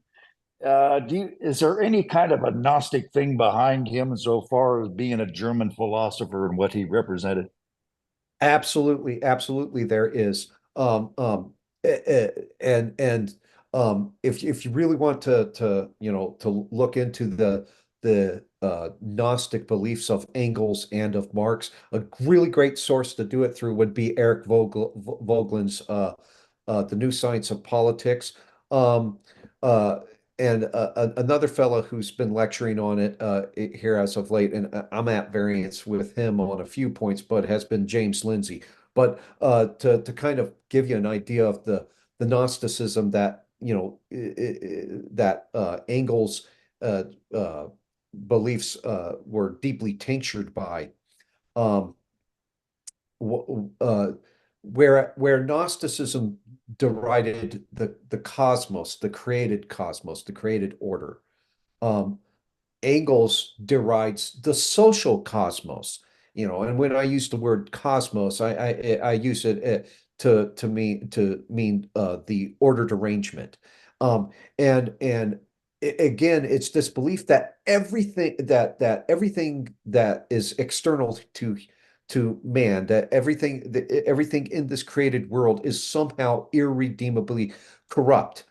Because for Engels, sin or evil, it was not imputable to the intangible will. It was basically originated with the tangible world around man, and that's one of the kind of the Gnostic propositions of communism. Well, the world is the world and the things that comprise it, the family, private property, the all the entailments of modern civilization, the social cosmos is corrupt.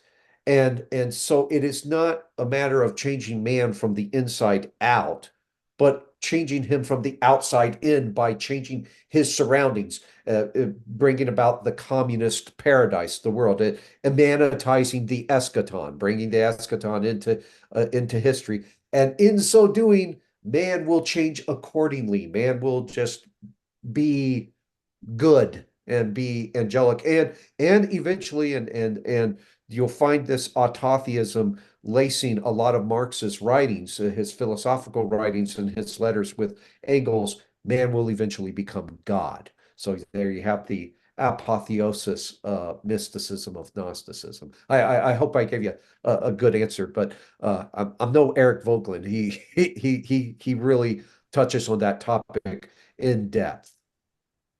Thank you so much. You're welcome. On that note, I'm going to jump to Scott, who had a question that I think kind of plays off of what you just talked about pertaining to Heidegger and the Gnostic basis of Heidegger's worldview.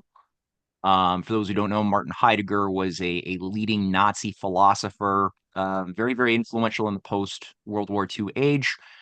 And also very, very closely aligned with Carl Jung in the Eranos conferences in Switzerland too, which is interesting. So yeah, I'm very, very curious. It's been something that's been cropping up in my research. So Scott, did you want to add a little bit more coloring to your question, or was that adequate? Hi. Hey, Scott. Just wanted to say first off, wonderful lecture, Philip. I mean, just Thank you. astounding, fantastic. Yeah. A query for me. You touched on Kant and his epistemology is the basis of modern agnosticism, if I have that right. Yeah, Which yeah. a mentor of mine always, propounded into us as a very, very severe evil that is grasping us today. It's even worse than atheism, as he used to say. And we would say, well, what do you mean? So also, but Heidegger and the paradox, the thing for me is just understanding the ontology of Heidegger. It's like a paradox. Like people who understand it have gone down this rabbit hole, and they can't even describe what they think they understand. So maybe your explanations are really quite well, and maybe could go into this. And the fundamental in Heidegger as what people have attributed as the core of Nazism, and give us some enlightenment on that. That'd be great. I'll try my best because I'm by no means an expert on Heidegger. I know that Heidegger presupposed the sort of cosmological indeterminacy that you see repeatedly advanced by the modern philosophical tradition, going back through Kant to Descartes. It's a for Heidegger and for many of them, it's a reality with no determinate properties. And if it has no indeterminate properties, it invariably comes to be regarded as malleable, which is a view that vaguely parallels the docetistic or matter-loathing valuation of matter you find in Gnosio-Hermetic text. And not surprisingly, the modern view of reality, uh, you've seen it advanced by, you know, Neil deGrasse Tyson or Neil Tyson deGrasse. I always mix up his name. Uh, Bill Nye, the science guy, who's more so a celebrity than an actual scientist.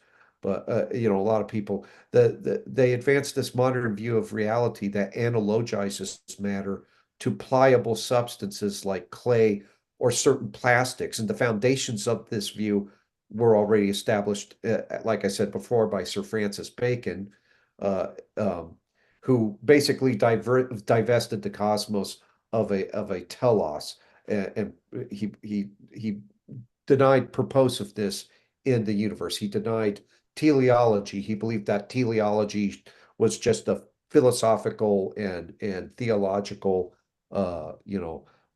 discipline, and that it had no place in science.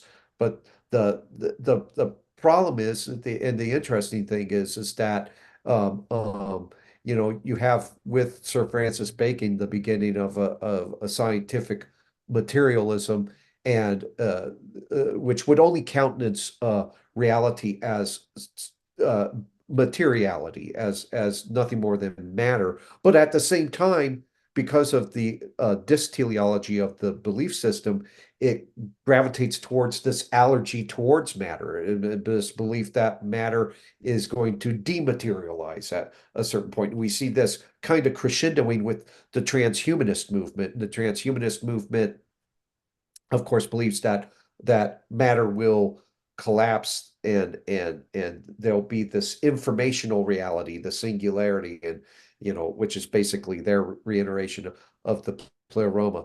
But my problem with this regarding the world as nothing more than, and matter as nothing more than Bestand, or material, or a standing reserve of malleable material, is that the anthropological assumption that follows from that is that you and I are Bestand.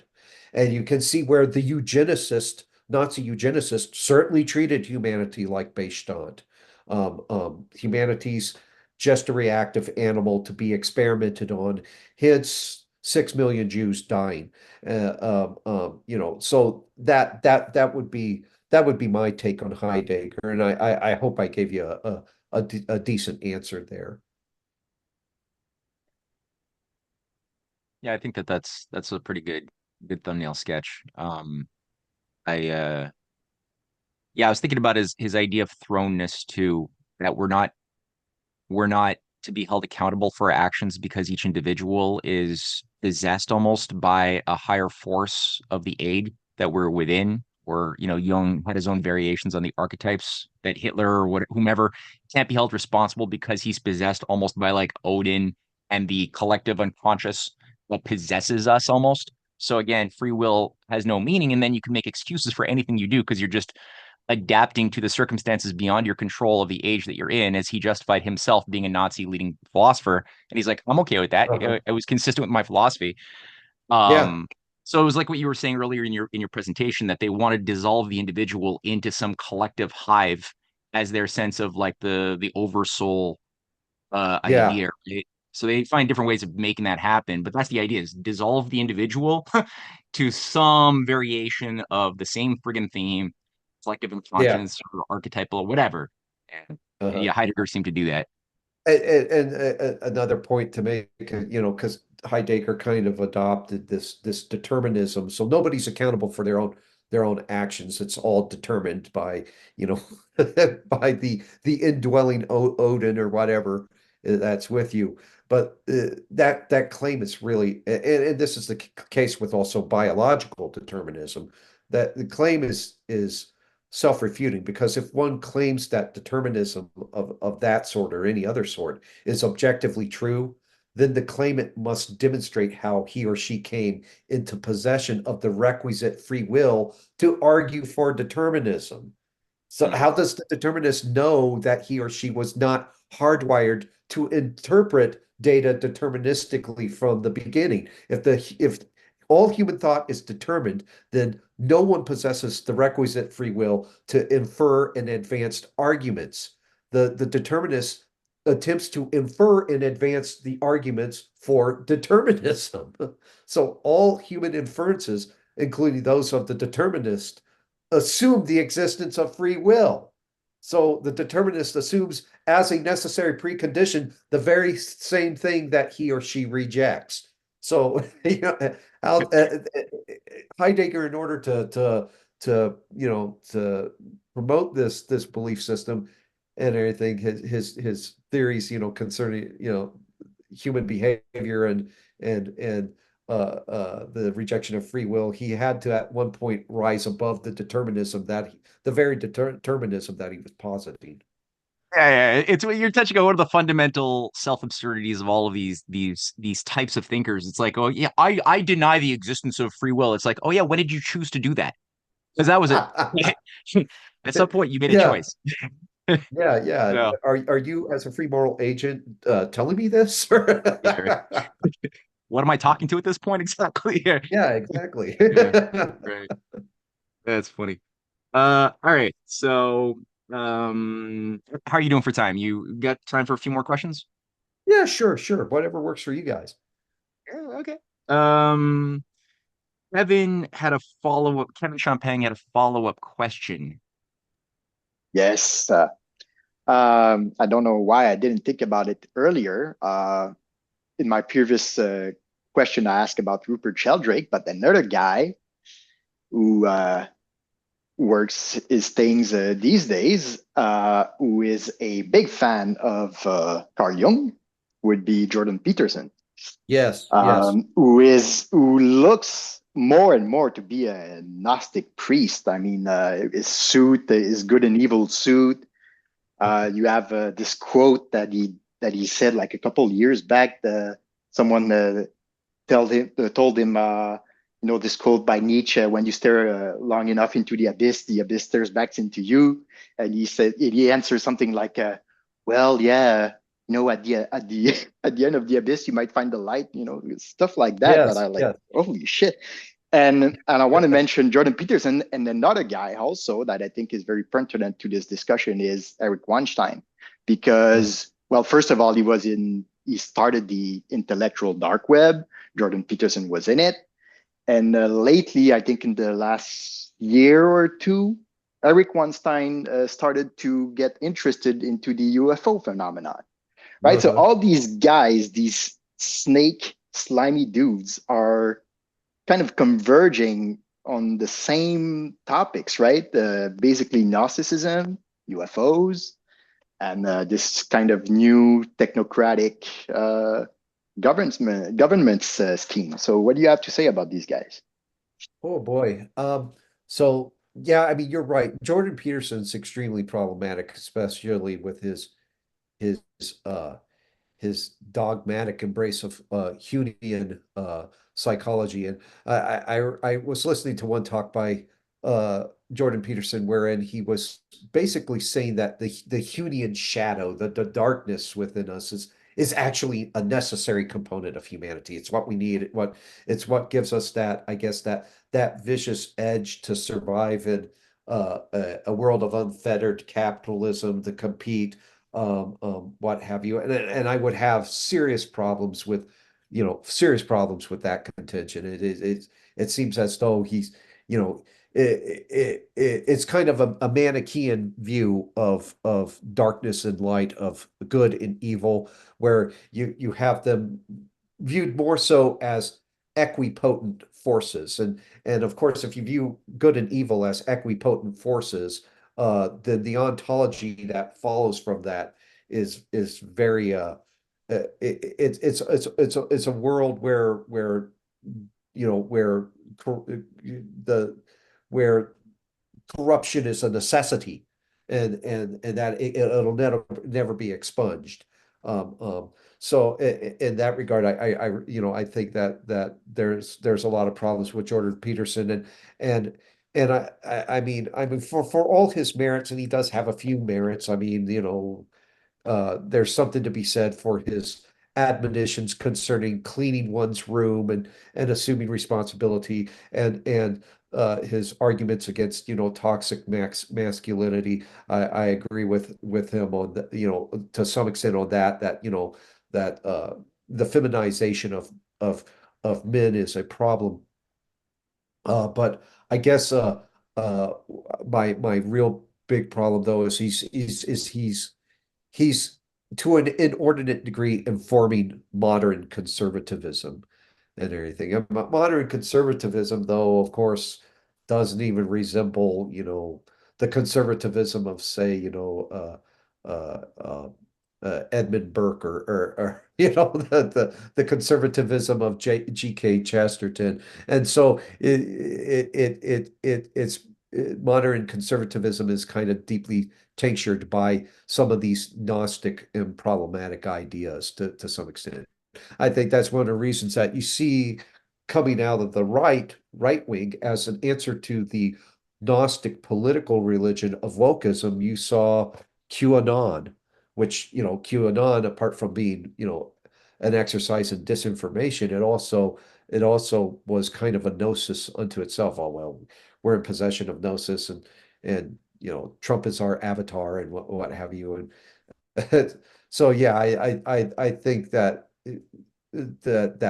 his influence on modern conservatism is kind of deleterious, at least his inordinate influence. Totally agree. And anything on Eric Weinstein? Or you? Unfor Unfortunately, I haven't had the opportunity to explore him in any meaningful depth. I've only listened to a few talks and interviews with him and everything, so I couldn't give you anything that would be substantive for you to bite on and everything. But I'll have to look more into his work. All right. Well, I'll chime go ahead, in. Matt. Yeah, I'll chime in with a thought on that. Because my assessment of Eric Weinstein, he does appear to be playing the role. He's taken up the mantle in our current age of that which was done originally by J. Allen Hynek, who was the teacher of Jacques Vallée. And Ah, yeah, it's fascinating because he came out, Eric Weinstein, like Alan Hynek had done earlier, as sort of the voice and embodiment of the radical rationalist skeptic of UFO phenomena. And then at a certain moment, after he's really established a reputation poking holes in many of the UFO arguments or the pro UFO disclosure arguments, many of his rationalizations were quite good, by the way. Some of them were incompetent. But after he does that for a couple of years, all of a sudden he has this weird, inexplicable transmogrification where he becomes a convert. So all of his followers who had been following him are sort of taken on cathartically through his conversion into now becoming a proponent, a loud one, for UFO interaction with governments and all that extra stuff, which is exactly what happened to Jalen Hynek in 1965, right? All of a sudden, he becomes almost like an evangelist for UFO disclosure. And the fact that Jalen Hynek was also, you know, a Gnostic Rosicrucian as part of his invisible college that he was a part of, that he then created, is not a coincidence. And I do see I'm building up these relationships in my mind as I'm listening to you speak about the Matrix scenario, which does seem to be much more than simply entertainment. I mean, the Wachowski brothers yeah. are definitely fronts, conduits to bring in huge, pervasive sacred stories that would have a hypnotic effect that could be triggered later on. And Matrix is pure Gnostic. And Yes. if you look at Game B, that these guys are a part of, like the both Weinstein brothers, Brett is an architect of or co-architect of Game B, that is entirely utilizing the entire uh the template of the Matrix. It's using the template of V for Vendetta as well. Um and it's also, um as Jordan Hall says, who's a big influence from within the Game B scenario, these game players, because they see themselves as game masters playing like games within games, right? Um, he even said in an interview in 2018 how QAnon was the first iteration or the second iteration of the broader game B that the intellectual dark webbers are a part of bringing about to varying degrees. How much they know what they're a part of, I don't know if Jordan has the faculties to know to understand what he's a part of. Maybe he does, maybe he doesn't. It seems like Rhett and Eric certainly do, though. So that's Yes. that has to be dug on, scratched on a lot Yes. more. Yes. And not to get tangential, that was actually a topic that I was thinking about either writing an article or another book on, is how what passes for modern conservatism is more so just a Gnostic counterculture movement, a response to the Gnosticism that we see, and what some people have called wokeism, and on the left, um, um, because I mean, you constantly see it with a lot of these modern conservative thinkers, is there's some Gnostic ideas, there some of them draw upon the Matrix as a meaningful analog for their movement. They're neos. You're going to be red pilled and what have you. You see that constantly. That sort of vernacular, the Matrix oriented vernacular used among some of their ranks. Mm-hmm. Yep. Yeah, jumping out of one dream into another dream. Yep. Okay, so I've got here. Who I got? I got Richard has a follow-up. Kelly has a thought, and Bill Gribble. Actually, Bill had a question about James, but I actually was curious. Bill, you wrote something kind of cryptic. You said James Lindsay, world of negation. I didn't understand that comment. Could you maybe, Bill? Yeah, could you actually expand on what you meant by that question before I go to Richard? Can you hear me? Yes, sir. Okay, that wasn't a question. That was more of a comment.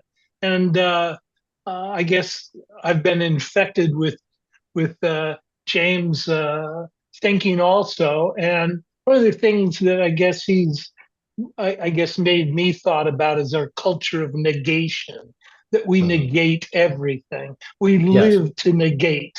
And that's part of wokeism. It's also something that I think was born in my life back in the civil rights movement, and people having rights and using civil rights to Ooh, carry. Bill, yeah, you're breaking up. I got the first part. Oh yeah, Okay, you're really. Yeah, no, you're gonna have to write out your thoughts, unfortunately, in the chat, because oh, you might have a solution. I feel like you have a solution. Okay, Bill is working through a technical back issue.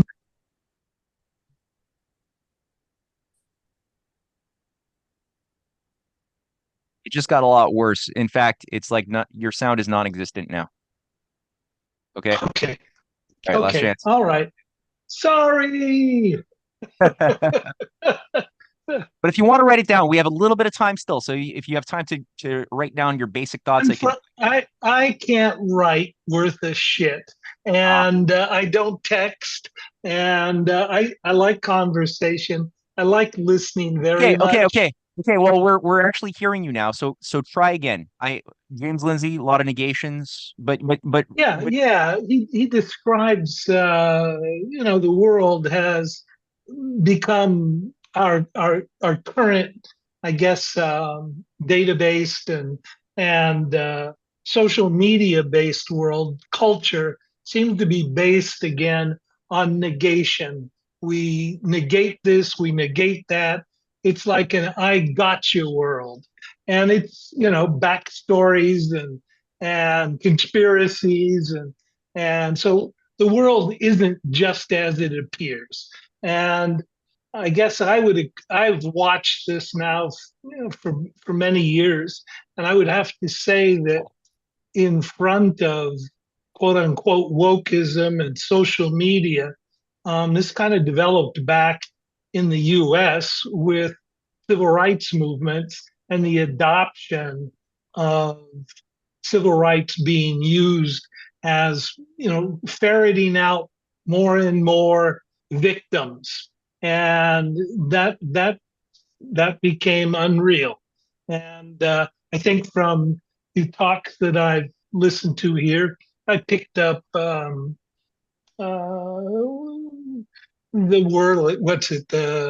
Wurlitzer, the CIA's Wurlitzer. I can't remember the recall, but people like Gloria Steinem, fanning the flames of division. And we live in this very divisive world now. Bill, we Bill,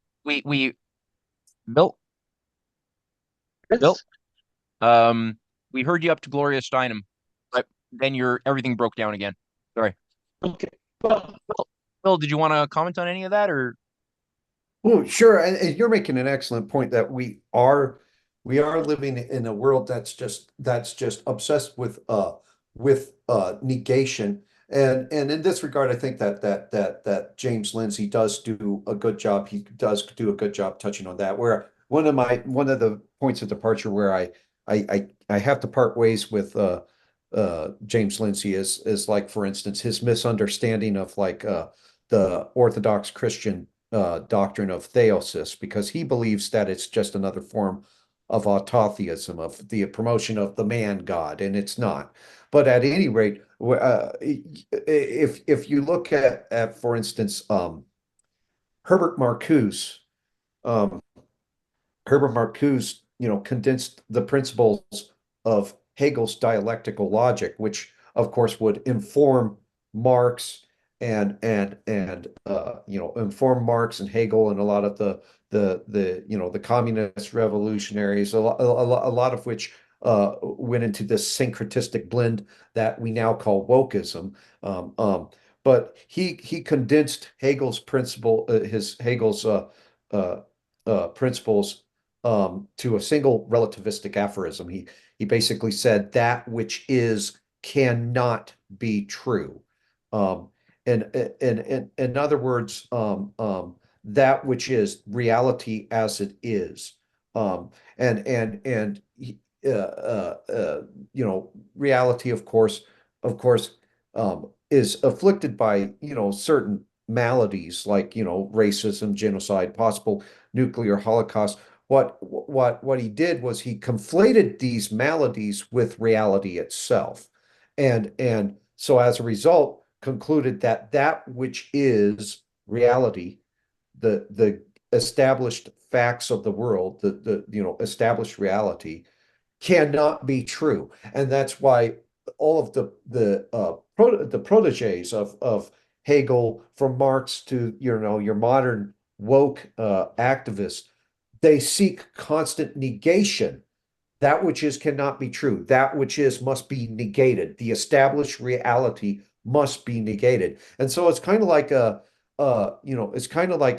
a theology, but it's an entirely negativistic theology. In theology, we have, what's known as cataphatic declarations, concerning, God, what God is, an affirmation, a cataphatic statement. And then we have apophatic statements, what God is not, what is not. Well, theirs is a theology of nothing but apophatic statements, nothing but negations, no affirmations. And that's why they're constantly destroying the world, constantly negating it. But they have no affirmations. They have nothing. They define their movement by is by what they oppose. They can not tell you what it is exactly, they're in favor of. And that's the same problem with Gnosticism. Gnosticism was just a series of apophatic statements. What reality is not. Reality is not real.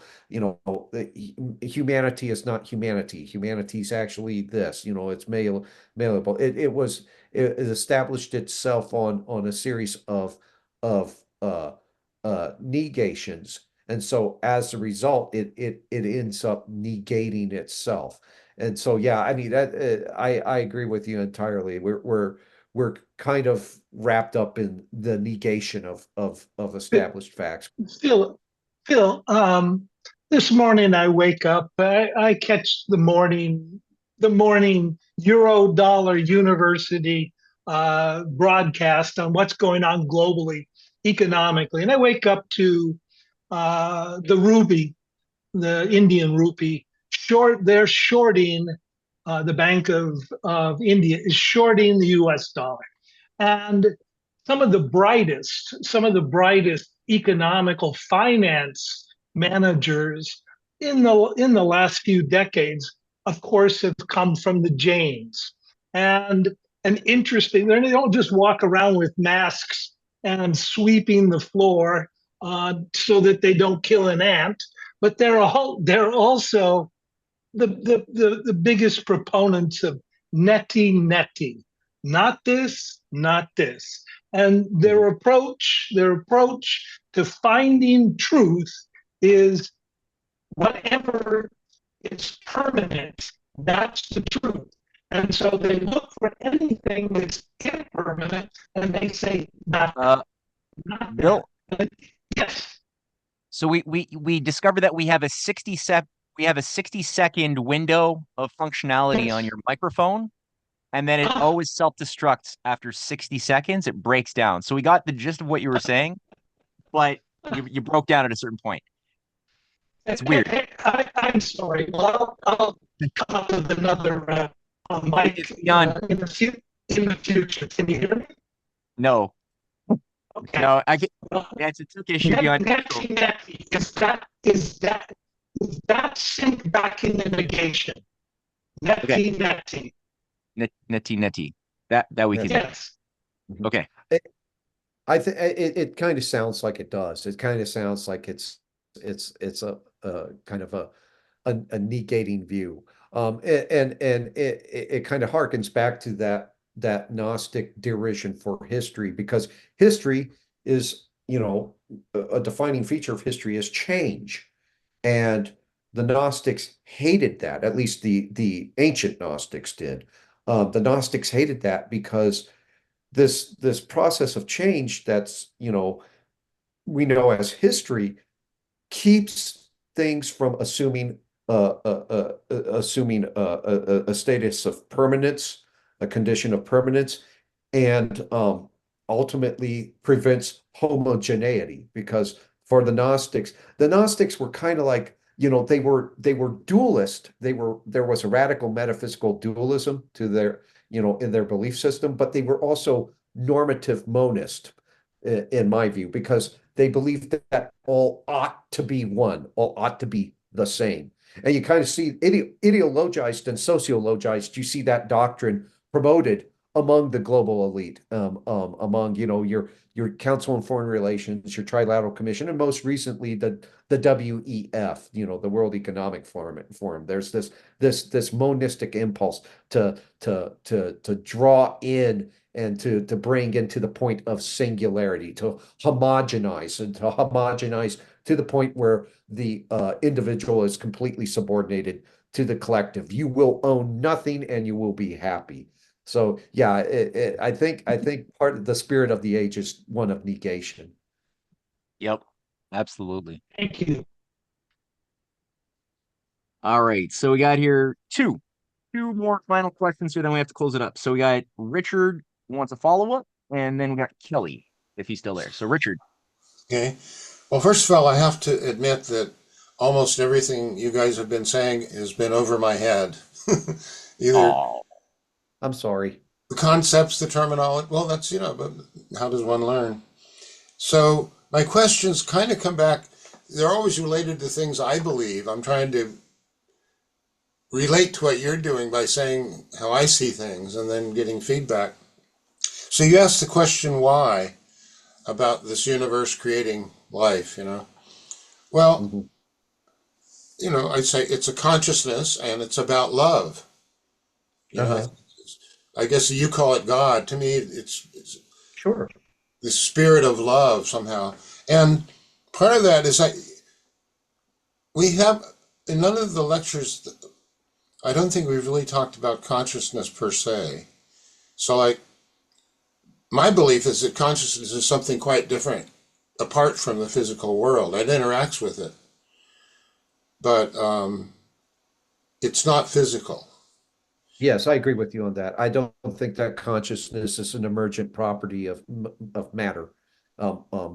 There's never been, in the words of Aristotle, nothing is that which rocks dream of, and there's never been. It's where we have rocks, experiencing nightmares and everything, and actually, the problem with this scientific materialist conviction that consciousness is somehow an emergent property of matter in and of itself kind of deifies matter, and then we're right back into pantheism and into this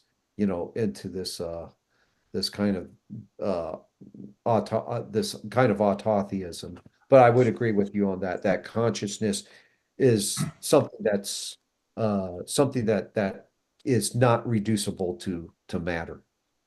It's like, so if you trace it back, so if every organism has a consciousness, then you finally get down to the tiniest one, I don't know, before cells even.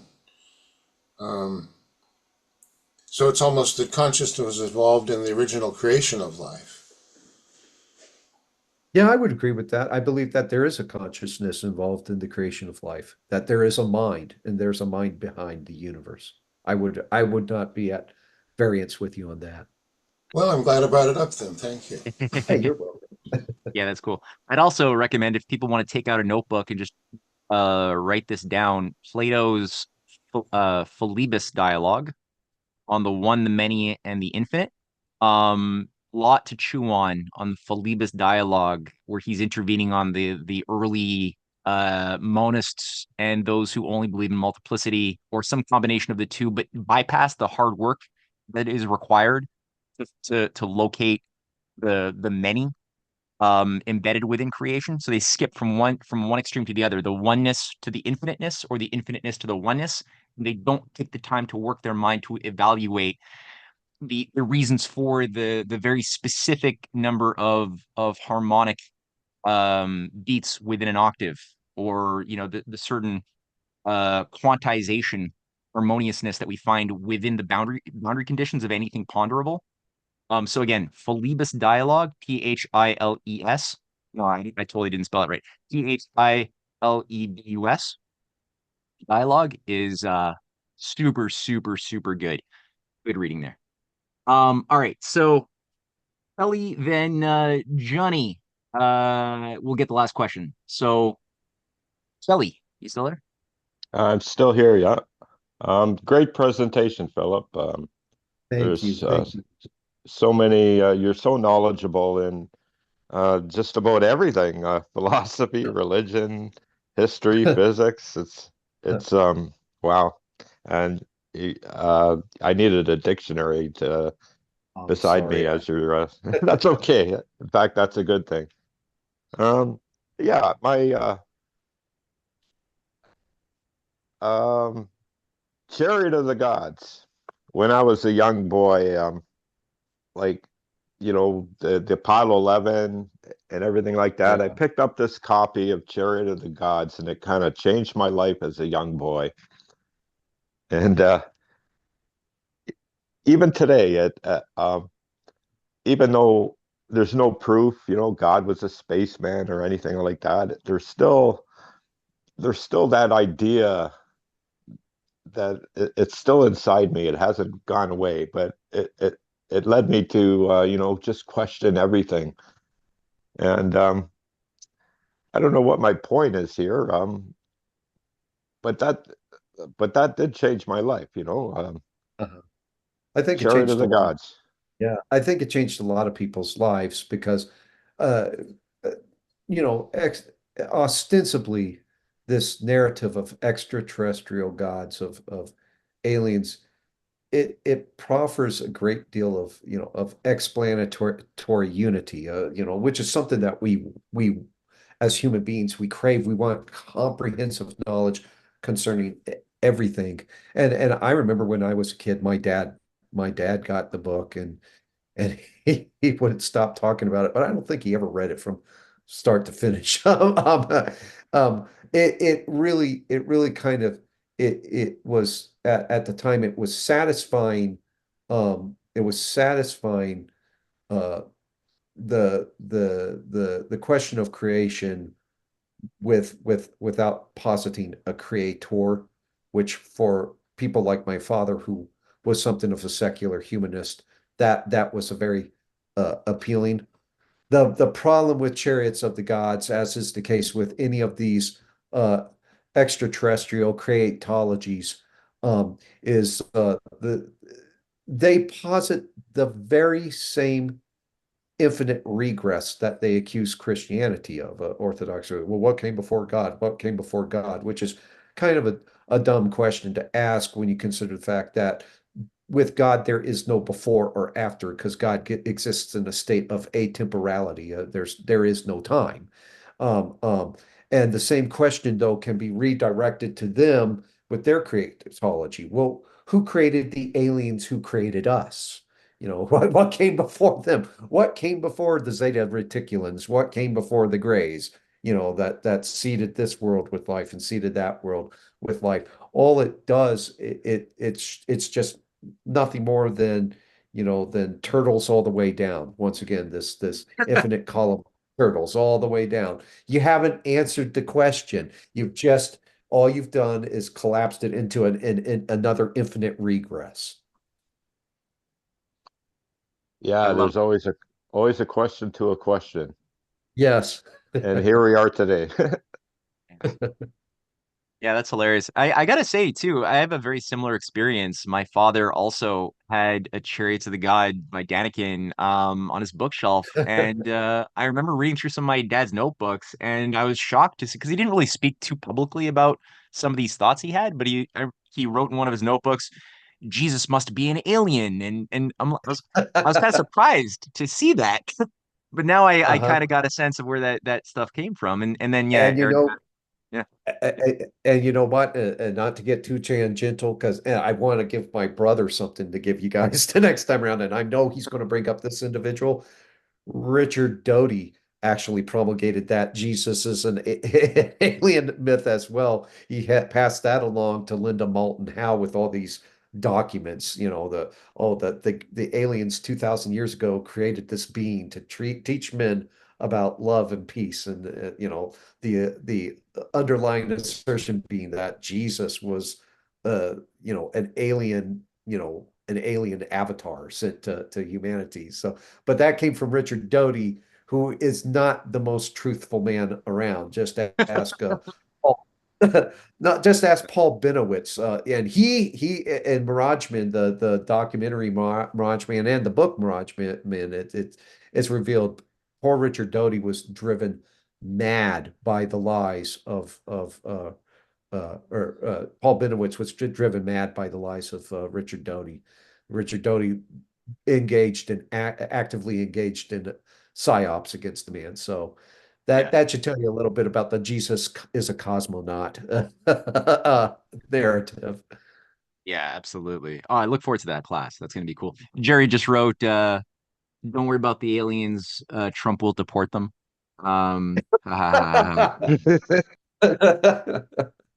It's well, his dad jokes. All right. So all right, we got who's the last person? Oh yeah, Johnny. Johnny. Hey, thanks. Appreciate it, Matt. Hey, Philip, fascinating. I apologize that I hadn't heard of you or your work before, and after hearing all this, because I'm gonna have to listen to it like 5 or 6 more times. But real quick question. I don't know if this is something that you touched on earlier. In your research, Gnostic connections to the Jesuits.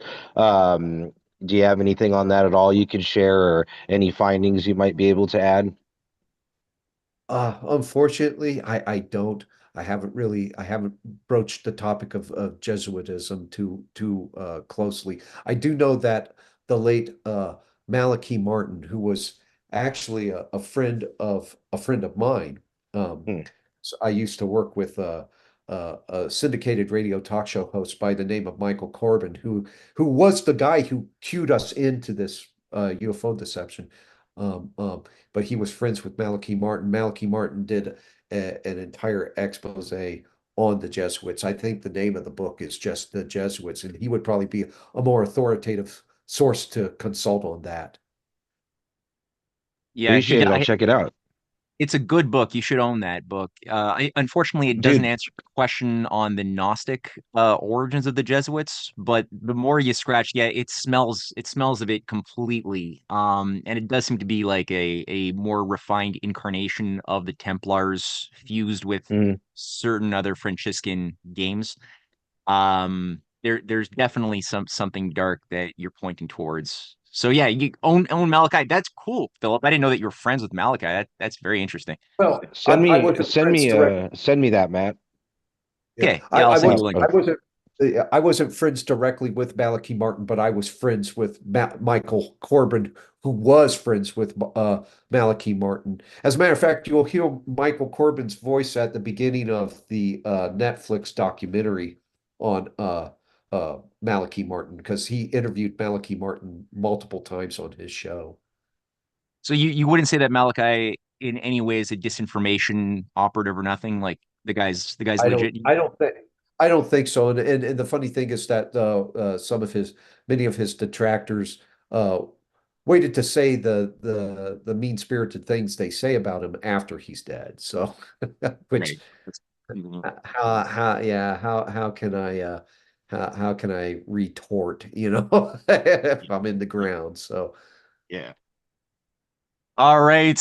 That was quite the dance. Yeah, that I loved it. That was great. So I'm gonna work very hard at getting this out publicly in the next couple of days with a bunch of links to resources that people could read, books to buy, videos to watch in the description box under this video.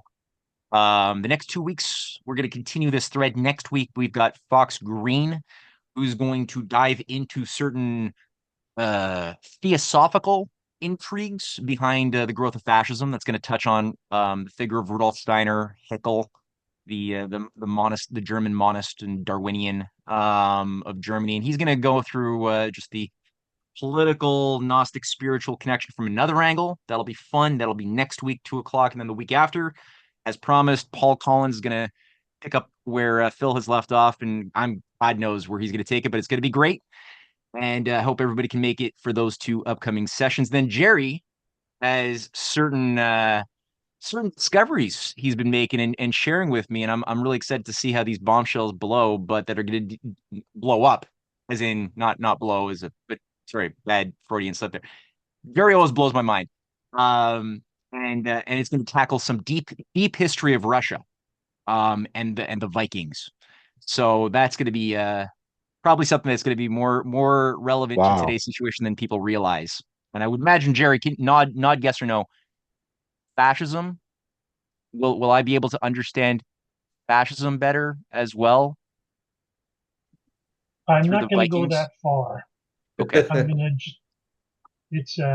I'm just going to do the history of ancient Russia up until the Crusades and the Cool. Black Death. All right. Awesome.